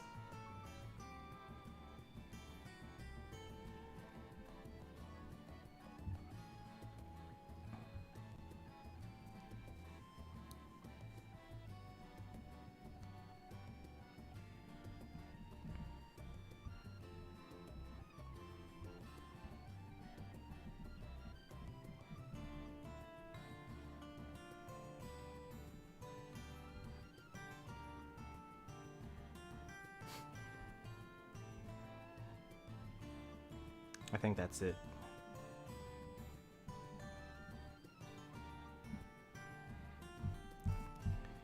Alright. I was going through some of these quotes, but let's go through grand finals first, and then we can go through some funny quotes. How do we reach PK? Ping Pong reaching 500 hours. Everyone play DK, something like that. I don't know.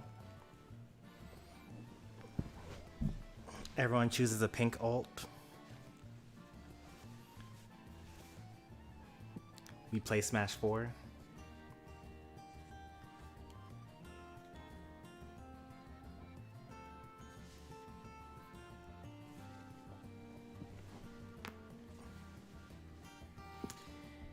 I actually wouldn't mind doing something special. You know, the first viewer ever reaching 500 hours of watch time. I'd be down. We can ask Pink Kong what they would like to do. A special stream just for that. Alright. Down to the final set for the evening. We've got Grand Finals. Sonic, who just defeated I Like Pie for the rematch against M Destroyer. Let's see it.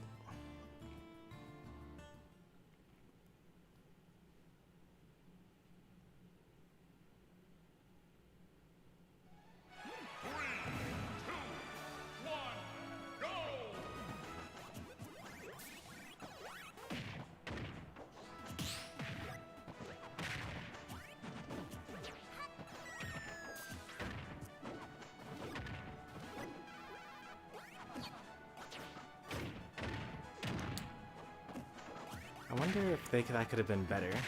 Because what I'm wondering is, like, the second up tilt, you could have like let Pac-Man fall onto the trampoline, and I wonder if it would have put him in free fall so you could extend the combo even better, or even hit him with a forward smash.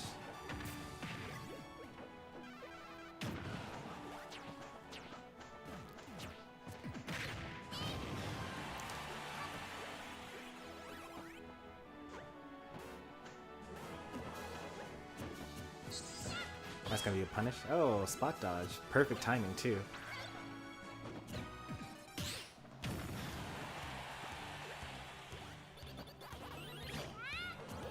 I like so many like small interactions that happened in their first set that are now happening differently because they both don't want to get hit by the same thing that they got hit by last time. Like, this is what I love so much about competitive games. And especially like 1v1 competitive games. Like, I don't think that I'll ever love any team game as much as I love just like watching Smash Brothers.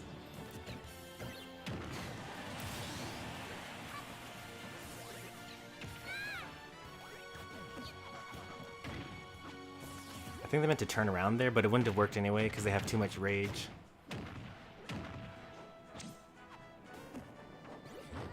Whoa. This set is so hype, you guys. So, if you watched the first set between M Destroyer and Sonic, M Destroyer kept on trying to call out a jump from ledge, so they would charge the hammer and then they would jump hammer flip. And it would never work because Sonic kept on doing regular get up. And he literally failed 4 times at it on the winner's side. But then the one time that M Destroyer actually tries to cover regular get up with the hammer flip is the one time that Sonic actually rolls in instead.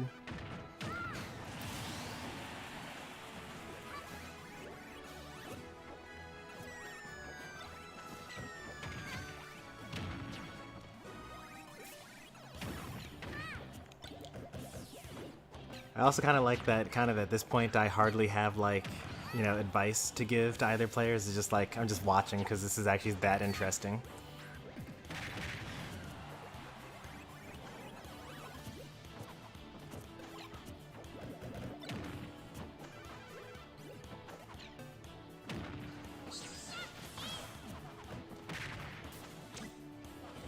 That was a little silly, but it worked.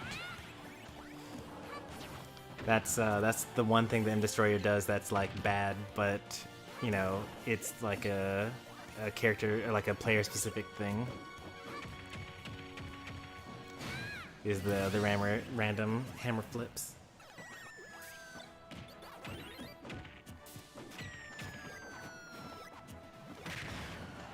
It's okay, I have my jet hammers. They have their hammer flips.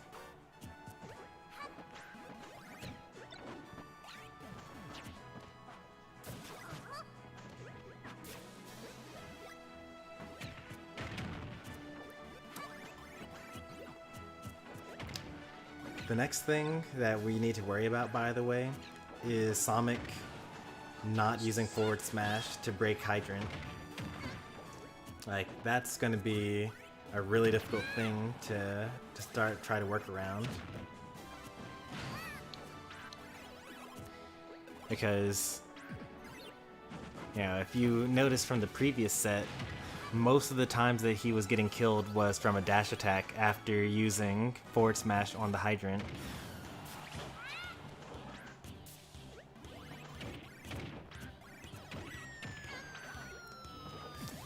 I know it's kind of boring to do things like this, but M Destroyer might want to consider like seeing exactly what combination of moves, when fresh or slightly staled, actually destroy the fire hydrant. Because like all you're really doing if you use like 3 moves that don't break the fire hydrant, you're basically making it so that the Pac-Man player who probably has actually studied all these things just gets the very perfect attack to send the hydrant exactly the right way.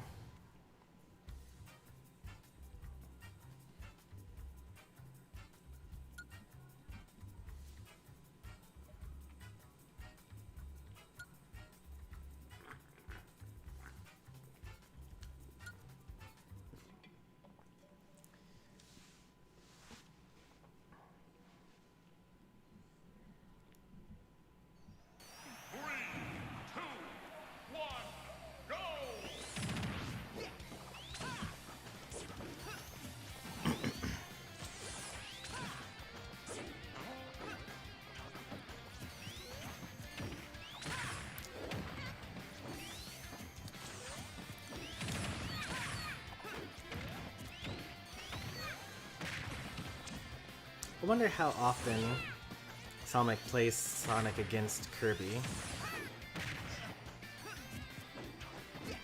So like one problem with this is that like M Destroyer has fought loads and loads of Sonic players.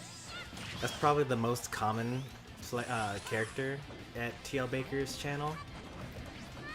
You know, probably even more common than Pit and Dark Pit. That could have been a jab block, and that also could have been a strong hit dash attack, which would have killed.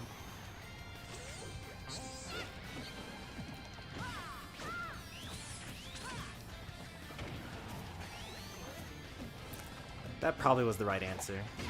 Going for the forward tilt instead of the dash attack, because the dash attack would have been the weak hit anyway.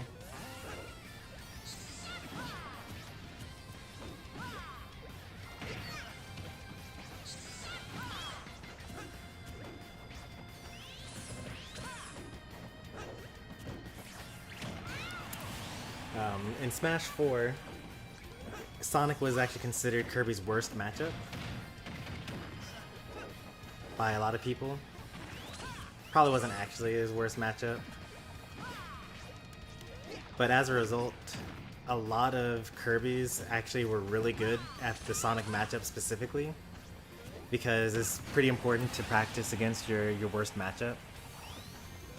Because if that's the thing that people are going to counterpick you in bracket, then you should be prepared for it. Oh, you know, it's Wi-Fi. You know, you can't, you know, react to the trip. I wouldn't have hit it either, probably.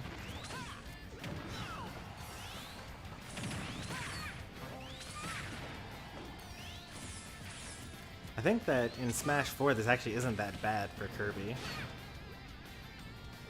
Like, homing attack has gotten better.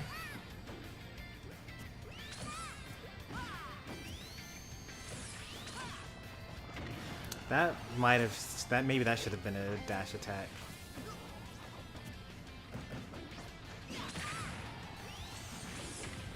Because you can kind of just bully Sonic with his own homing attack, because you have multiple jumps, and he only has one.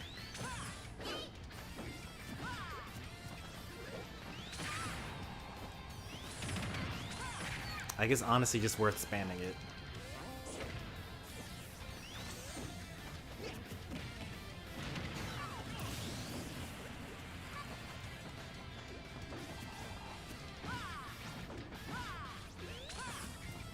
That was a nice, what's it called? Oh no, Sonic's getting antsy. Kirby loses the ability.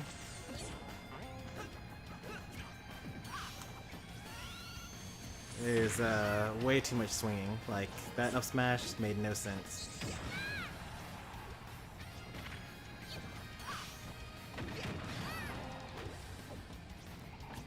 You really had to, like, you know, stay calm. Like, it's possible, like, if he were to actually take the stock, you know, at 100, then it's pretty easy to come back from, you know, 50, which is what he was at before. And then, even then, he was taking a lot of unnecessary damage there.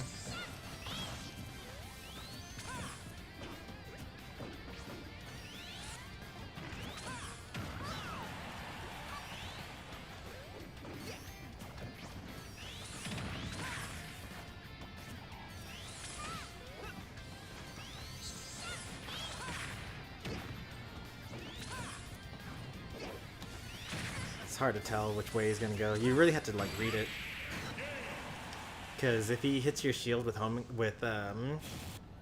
attack, he can air dodge, neutral, or left or right, or jump out of the way, or up B, which has invincibility towards the start of it. Sonic hardly ever does up B though after homing attack. Maybe that could be something to add into the mix. Like maybe it's the worst option, and that's why Sonic doesn't do it, because it gets rid of your recovery options. But if you never do it, then that means that you only have like, you know, 4 options instead of you know, 5. 3, 2, 1, go! Alright, game 3, Sonic goes back to the Pac-Man, decides that Sonic is not the answer to this.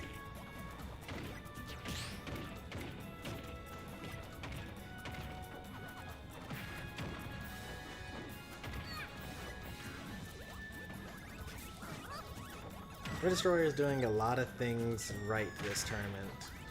And not gonna lie, Sonic is doing, like, some of these games, Sonic has been just playing it all wrong. But that's not to take away from M Destroyer's victory. Like, a lot of the things that I complained about the last set that I commentated for M Destroyer versus Sonic, he's now doing right. That's gonna be a toss, and forward smash, yep. I would have probably dash attacked that.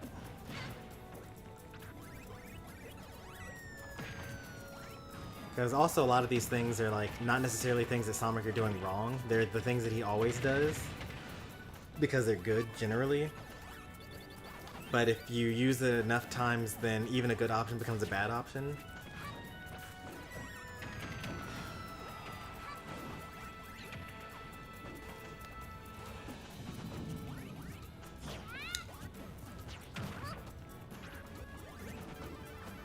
Ooh.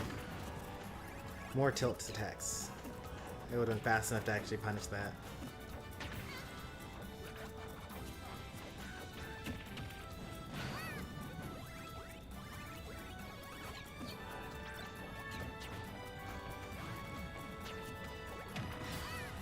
I got baited by that. I was gonna sit there and wait for the smashes, forward smash.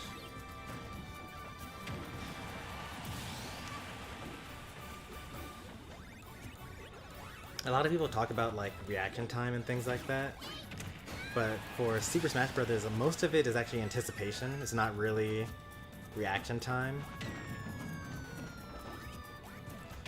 You're like, you already think these are the 4 things that my opponent could do, And as soon as I see them make a move, I'll do this one option that covers 2 of them.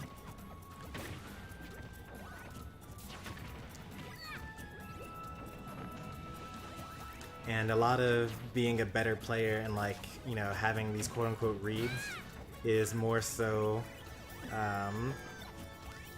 you know, having a better idea of what your opponent will actually do and having the answer to what you should do in response to it. Because, like, as an example, let's say that you're fighting Bowser and they go for down air, and you know that they're going to go for down air, so you run to the other side of the stage so that you don't get hit by it. Yeah, that's a good way to not get hit by that attack, but it would be much better to actually come up with a punish that could actually, like, make that work. That back air might have actually killed it if you hit with the base of the feet. Dash attack. Oh, but it was the weak hit. The forward smash on the hydrant is actually kind of, like, really going badly for Sonic in this set, because the extra hit lag from hitting the hydrant gives M Destroyer even more time to react and hit him with the dash attack.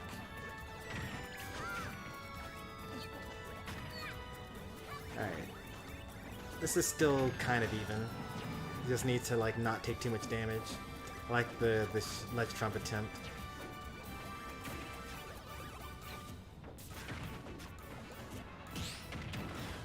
As Kirby, because I'm actually pretty good at ledge trumping, because Kirby's, like, so tiny and fast and has the perfect ball speed for me and isn't too fat like Dedede. I like to ledge trump a lot, and then that forces people to, you know, make hasty decisions about what they're going to do when they're off stage. So then you start going for the fake ledge trumps, and then you, like, pay attention. So, like, okay, well, I ledge trumped them that time and they got hit by a back air, but they didn't die. Alright, well, I tried to go for a ledge trump and they rolled because they didn't want to get ledge trumped. And then it's like, okay, well, I dash towards the ledge like I'm going to ledge trump, and I'm going to dash in and then charge an up smash.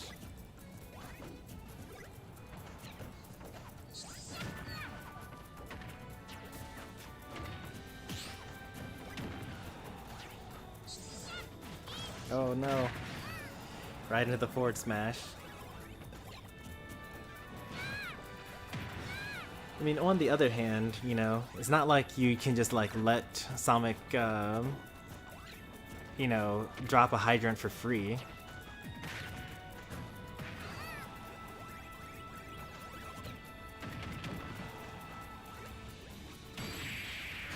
A bad air dodge. Should have air dodged down, maybe? Or, like, backwards, because you have such a good recovery. You can just, like, you know, side B or up B. You don't need to actually land on the stage.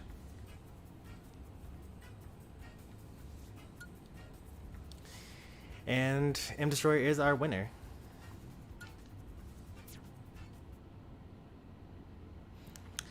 That is 3-0 over Sonic, and becomes our highest placing viewer. And because I keep on forgetting to do this, let's actually go ahead and do the whole shebang.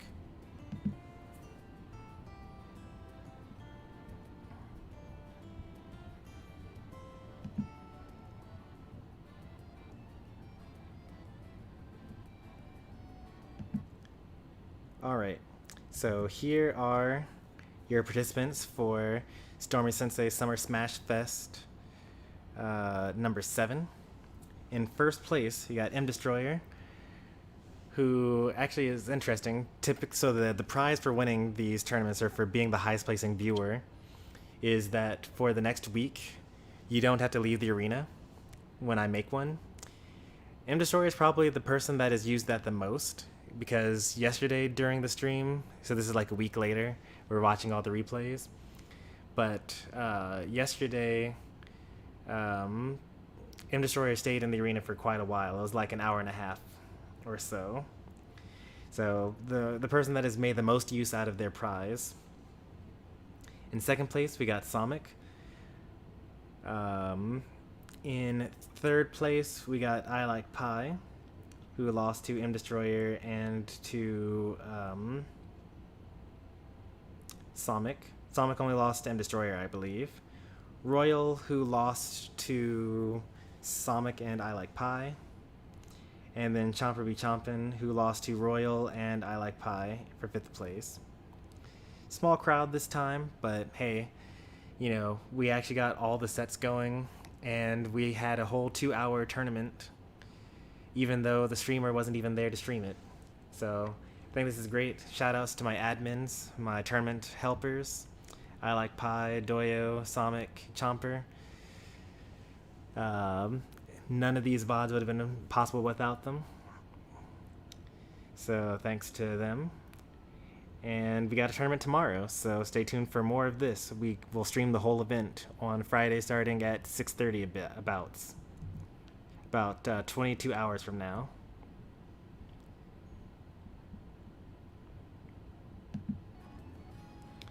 Alright, with all that being said, let's what's it called? We had to make a highlight of all that, while we also talk about the funny quotes that we have.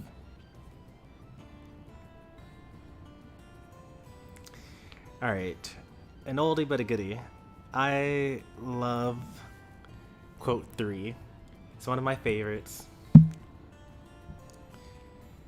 Well, time to cheat like I always do. Can't go wrong with that. A more serious quote. I do say this pretty often in a lot of other streams and also on my own stream. But we got the every G is G. Because there are some people that say like no GG after like a hard loss. Or like if they don't like the way someone played the game, then they'll say no GG. None of that. It's just unsportsmanlike.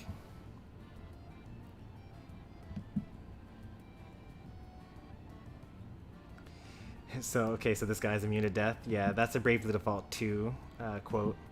I can pull that one up. That one's like... I don't remember where exactly that one is.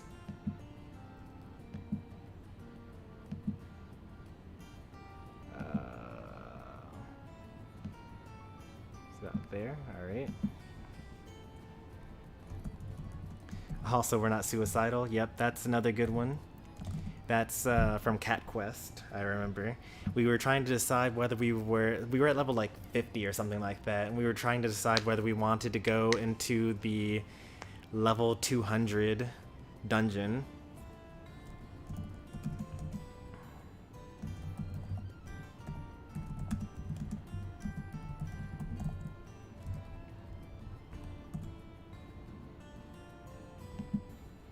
Gordo Bad is a classic. We say that like every day on this channel. I don't know if that's actually added as a separate quote though. Do we even need it as a separate quote?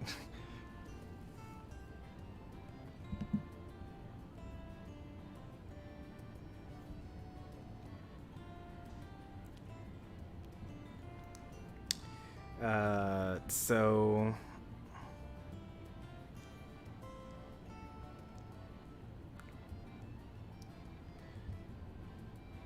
quote 28, that's the one that you were looking for.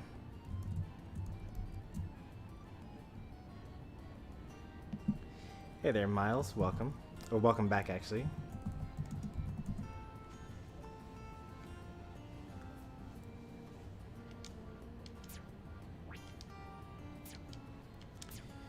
Meanwhile, we can actually... that's Bravely Default 2. I actually know that one. I can just update that.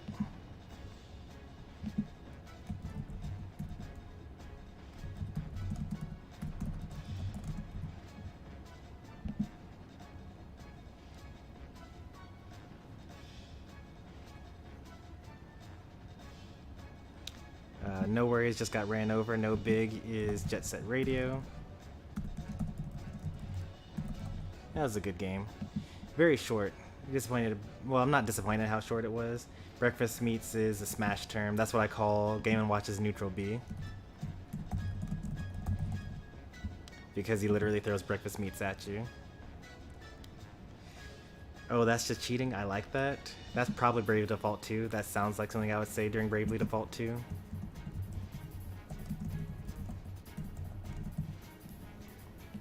I think that I had discovered some like crazy build that made me unkillable or something like that. I like Olimar. Okay, I do like Olimar. But apparently that's a quote as well. That's a Smash Ultimate quote. I still don't know what I've got nothing better to do, plus I'm dead. I don't know what that's from. Being mod on this channel is like being a bad high school teacher. Yeah, I still stand by that, honestly. Like, you've ever had those teachers where they just like say, alright, class, behave, and they just like, you don't do anything for the rest of the, oh, that was Final Fantasy X? Okay. Plus I'm dead is Bravely Default 2? Okay. That's just cheating, I like that, is Final Fantasy X.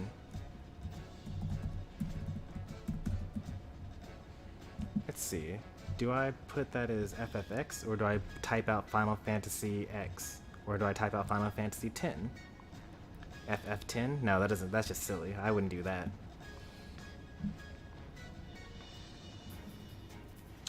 I'll do FFX.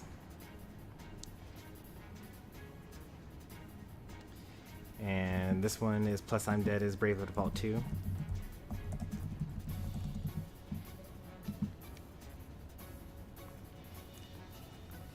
Chomper's just smoking Robo Stormy. That's a YouTube quote.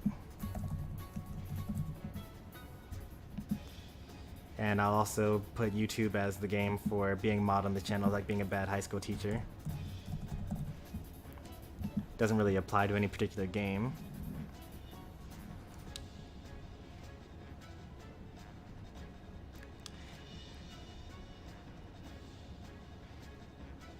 Why are you standing guard there like an actual guard?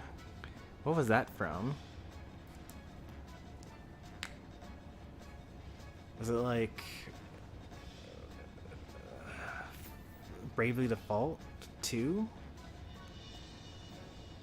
It was in June 13th, whenever that was. Road to 10 million? It's gonna be a short road, probably. Well, I guess it depends on if I win or lose this next match, I suppose. Oh, that was from Monaco. Okay.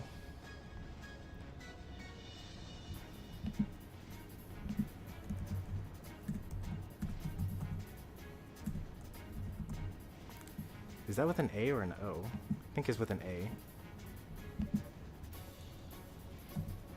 Monaco.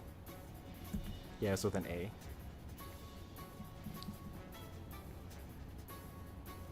Oh, that's a country? Wow, my geography is so terrible.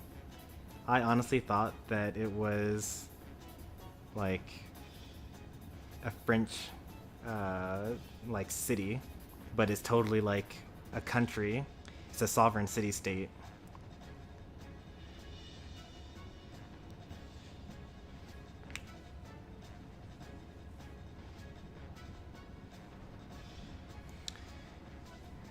Or you could play Final Destination no items like it's some 2013 meme or something.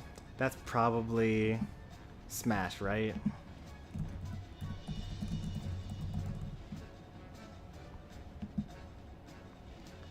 I think that we were playing Sakurai rules, and we were having fun because of all the items. That's the importance of walking, is definitely Smash Ultimate. Thought I didn't have to watch my teammates, but I was wrong because they tried to kill me, which is probably Smash Ultimate. There aren't that many games where your teammate can kill you.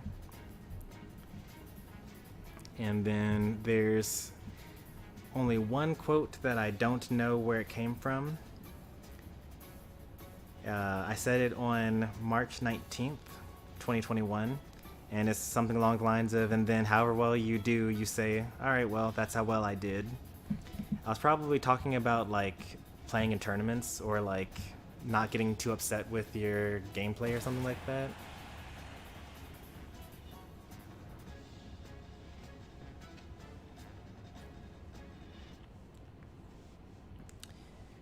That's quote number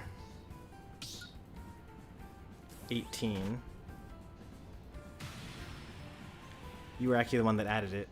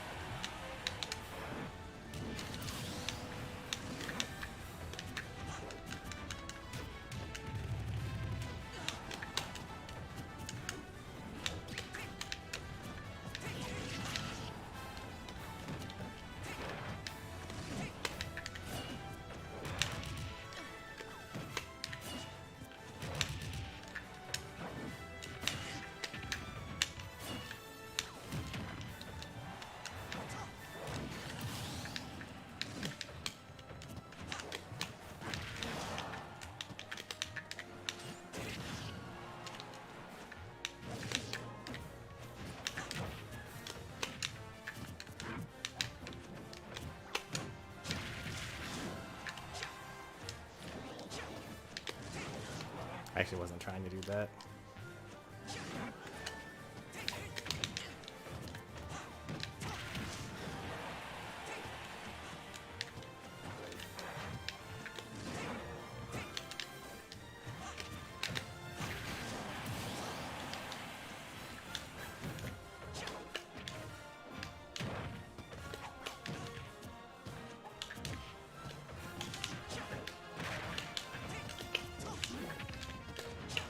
Try to drop through the platform 4 there.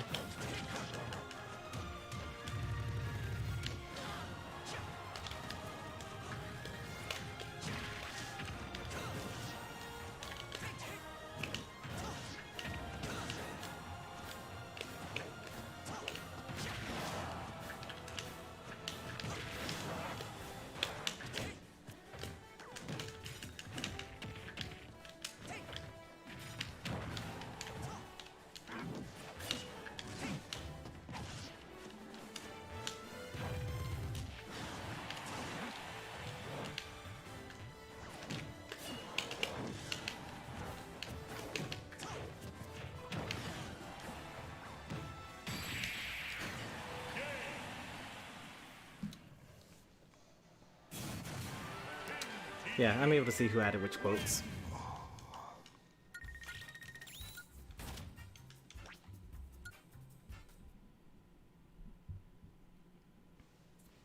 $18 was Smash. Alright, cool. I feel like there are going to be a lot of people that are one and doneing at this level. Just because, you know, now that you can get up to 10 million GSP, like it's very similar to, you know, getting close to Elite, where you only stay with people that you can beat pretty easily.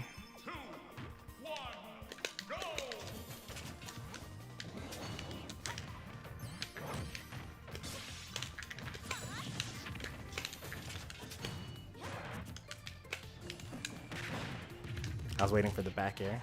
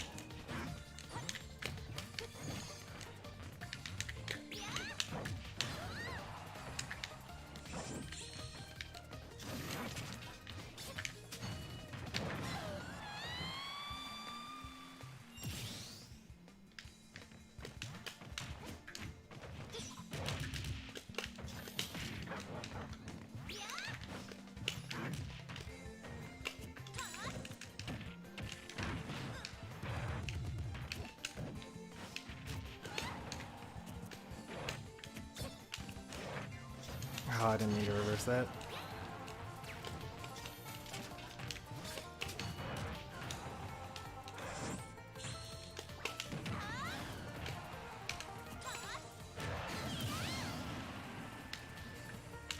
No, you'll get banned. No, don't do it.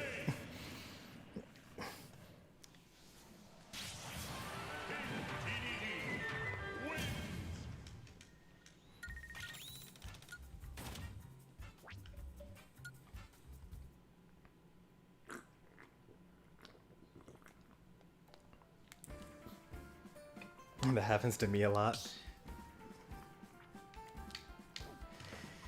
Man, you know, I used to go for like hours and hours without having any sort of craziness or like unsportsmanlike conduct on Elite.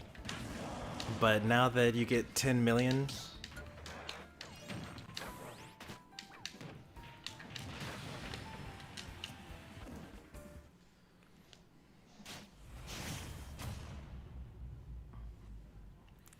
it's either going to be this game or the next one, assuming that I win. Gordo bad.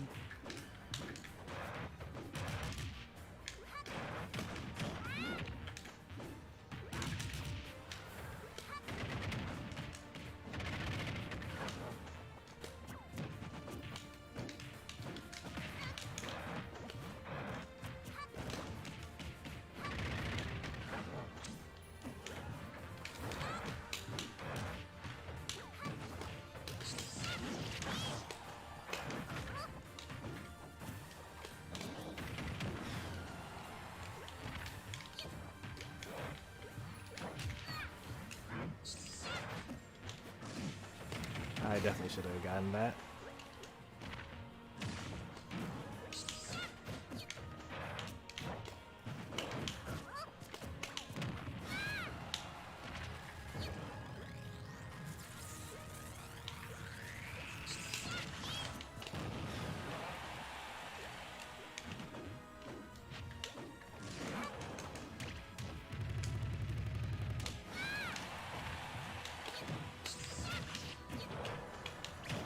That's the speed, me running away.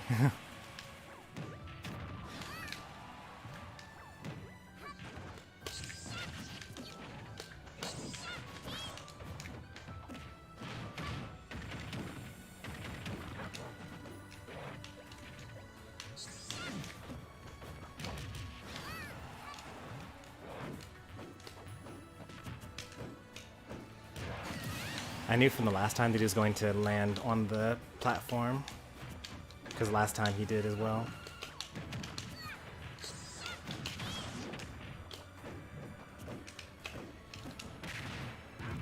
You're gonna have to make a change here.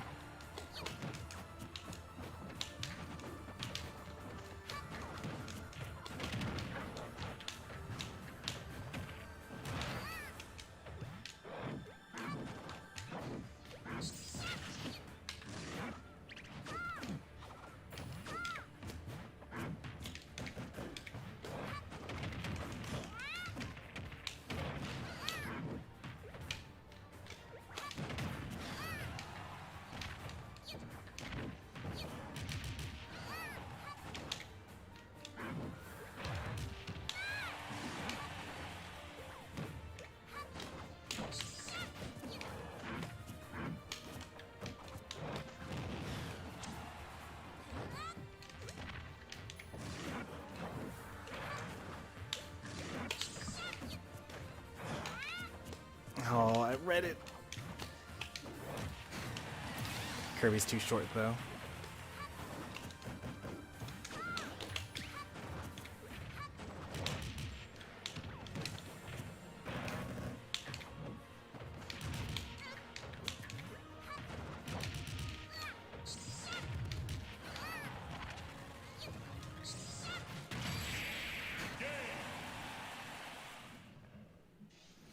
Breath of the Wild, nice. In that game, Zelda didn't give up. Can we talk about how much of a boss Zelda is from Breath of the Wild? Oh wow, we're not even close to 1 million. That's probably not going to happen tonight. I really want to end this stream so we can play some Pokemon Unite. We only got 1,000 for that.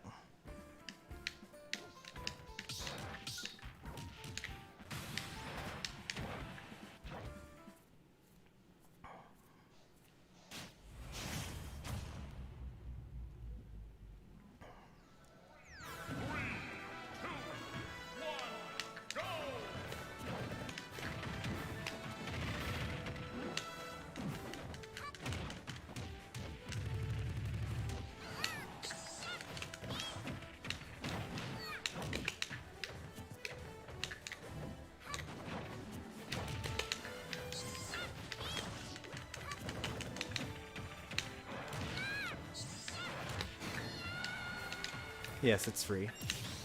You can start actually download it now. You probably want to download it now because it's got a pretty lengthy tutorial.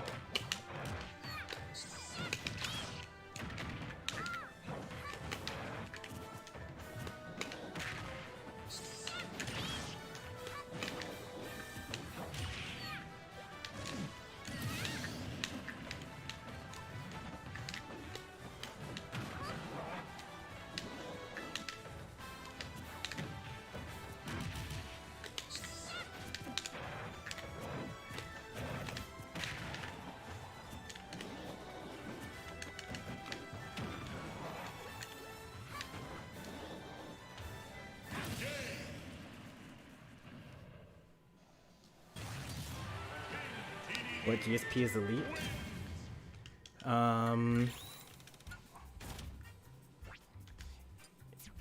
I think that Pika said that it was like 9.1 million.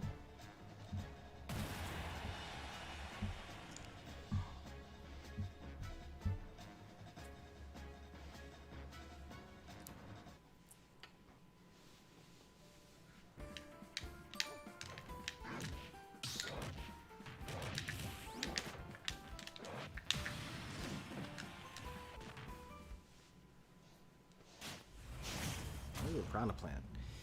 You can never have enough Piranha Plant experience.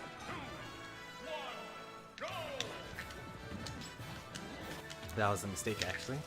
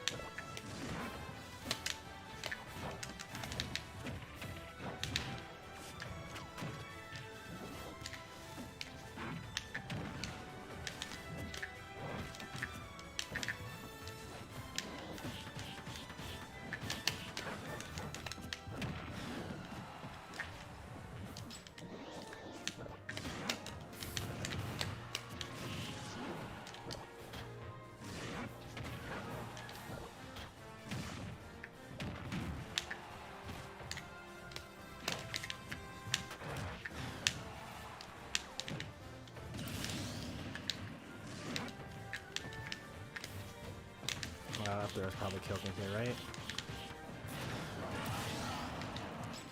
Hey again, JV Cuber.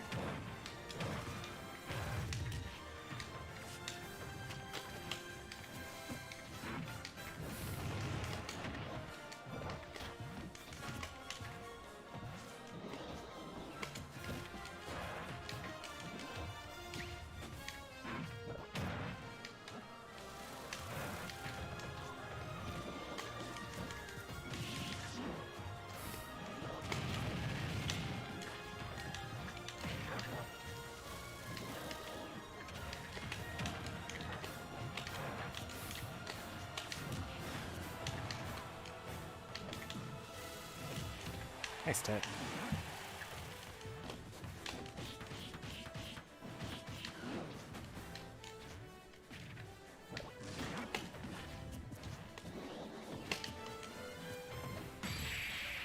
That was definitely one of those. I'm holding all the way right and I'm trying to run away, but I move the stick too slowly and so I'm walking away.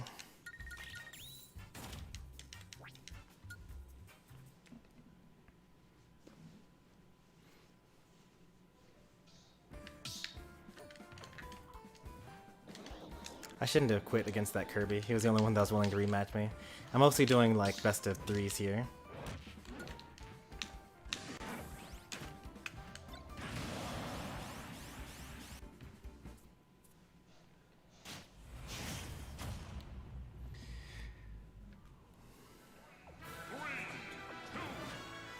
I think this will be the last set.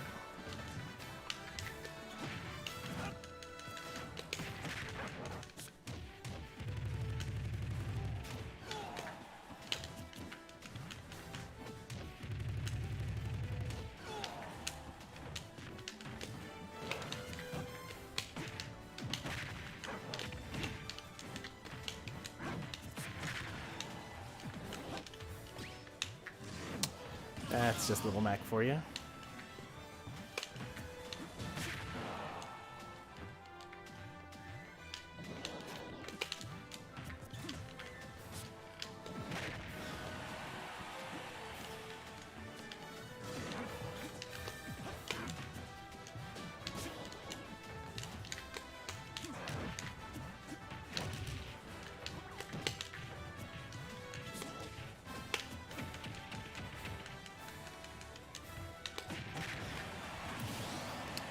I never knew that he would ground release me. I always thought that I would get air release.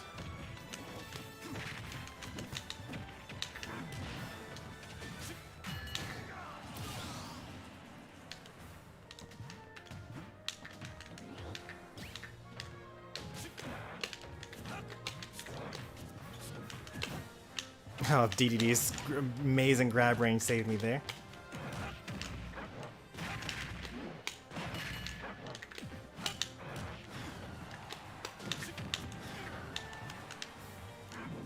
Well, he should have lived there.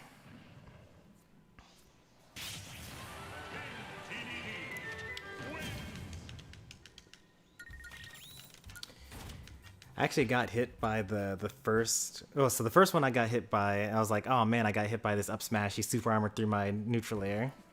And then I was like, well, I'm ahead by a whole stock, and he's still taking full damage from this. So I actually intentionally got hit by the next two. And then I figured that, you know, they may be thinking, okay, well, here we got this person that's just mashing. I'll just keep on super armoring through this, and then hit him with my KO punch. But me anticipating that he might think that, I actually just waited for the last one, when he was actually at kill percent.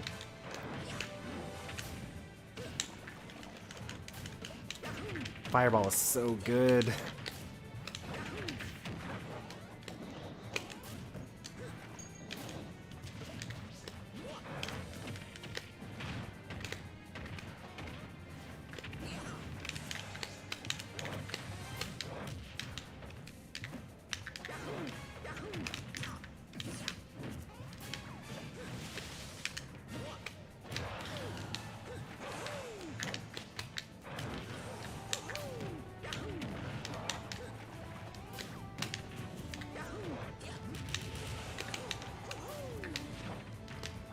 What drift? You see that? I wish I could do that.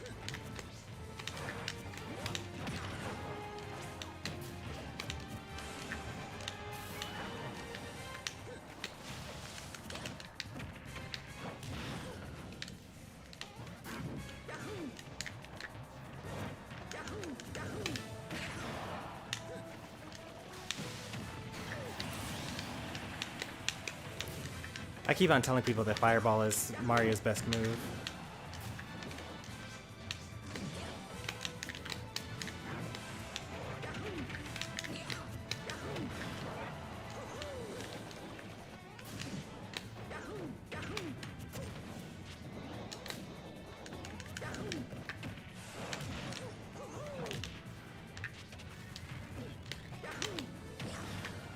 Oh, we're at 2 stocks. I didn't realize that.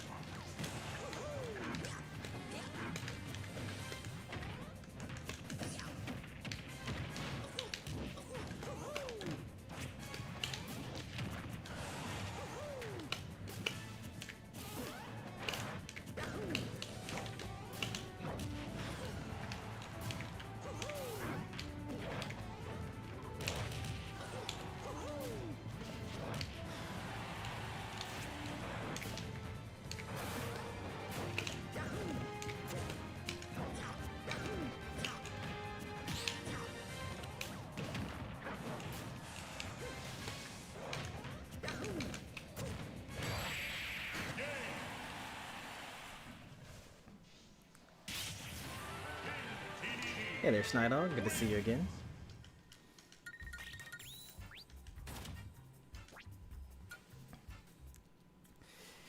Well, you haven't been here for a while because there hasn't been anything to stream yet, or for a while. Alright, we stopped just short of 10 million. We probably would get it if we were to win another 10 games in a row, something like that. But I'd rather get the Pokemon Unite stream going.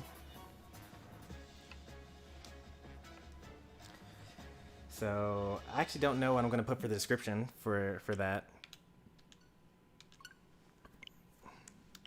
Let me actually go make that stream right now while this stream is live, and then I can post the link. I'll be rating myself, literally.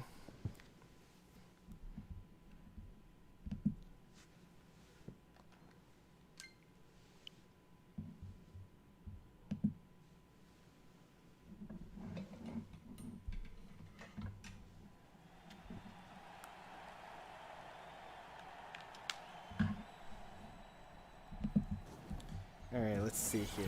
Pokemon Unite.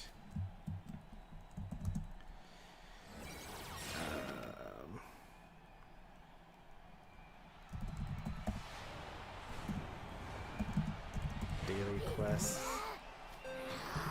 722. That's probably what I'm just gonna do. I'm probably just gonna do my dailies and then log off. Is there a hashtag for this? Pokemon Unite? Probably. Change the thumbnail. I set some of this up ahead of time.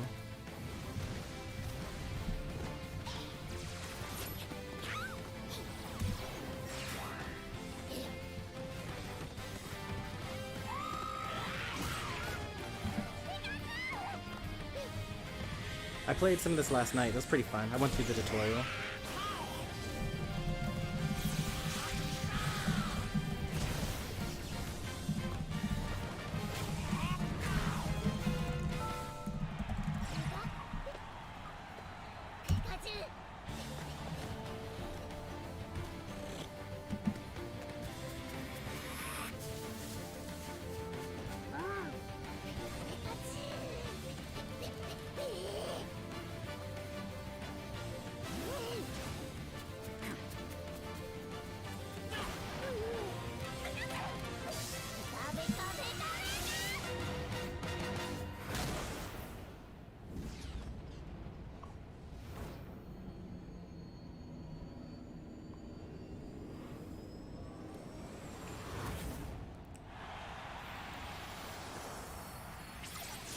Yeah, the actual number of your GSP definitely doesn't matter. I do like GSP as a system because it actually allows for skill-based matchmaking. Because, like, I just won 7 games in a row on Elite Smash, and I didn't even really feel like... There was some challenge with that... who did I have that close game with? The Mario. The Mario had, like... was a pretty close game. Granted, it was mostly because it was a 2-stock match instead of a 3-stock match. But like also they were all like lower GSP than I was, so like they, you know, supposed to be about even. What GSP is supposed to do is supposed to match you with people that you're likely to lose against. So you're supposed to have a 50-50 shot of winning versus losing.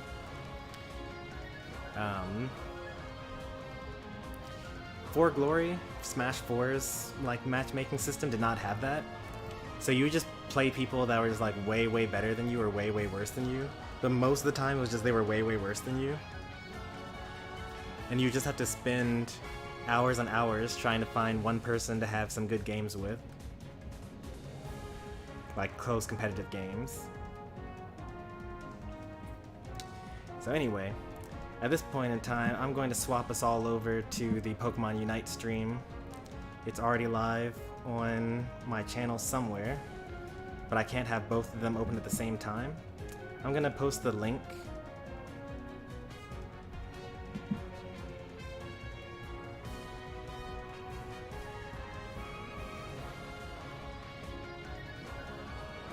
How do I actually share this link to people? There it is. Alright. So here's that link to the Pokemon Unite stream. I'm ending this one. Thanks for watching, everyone. I'll see you next time. Well, in a few minutes, I suppose.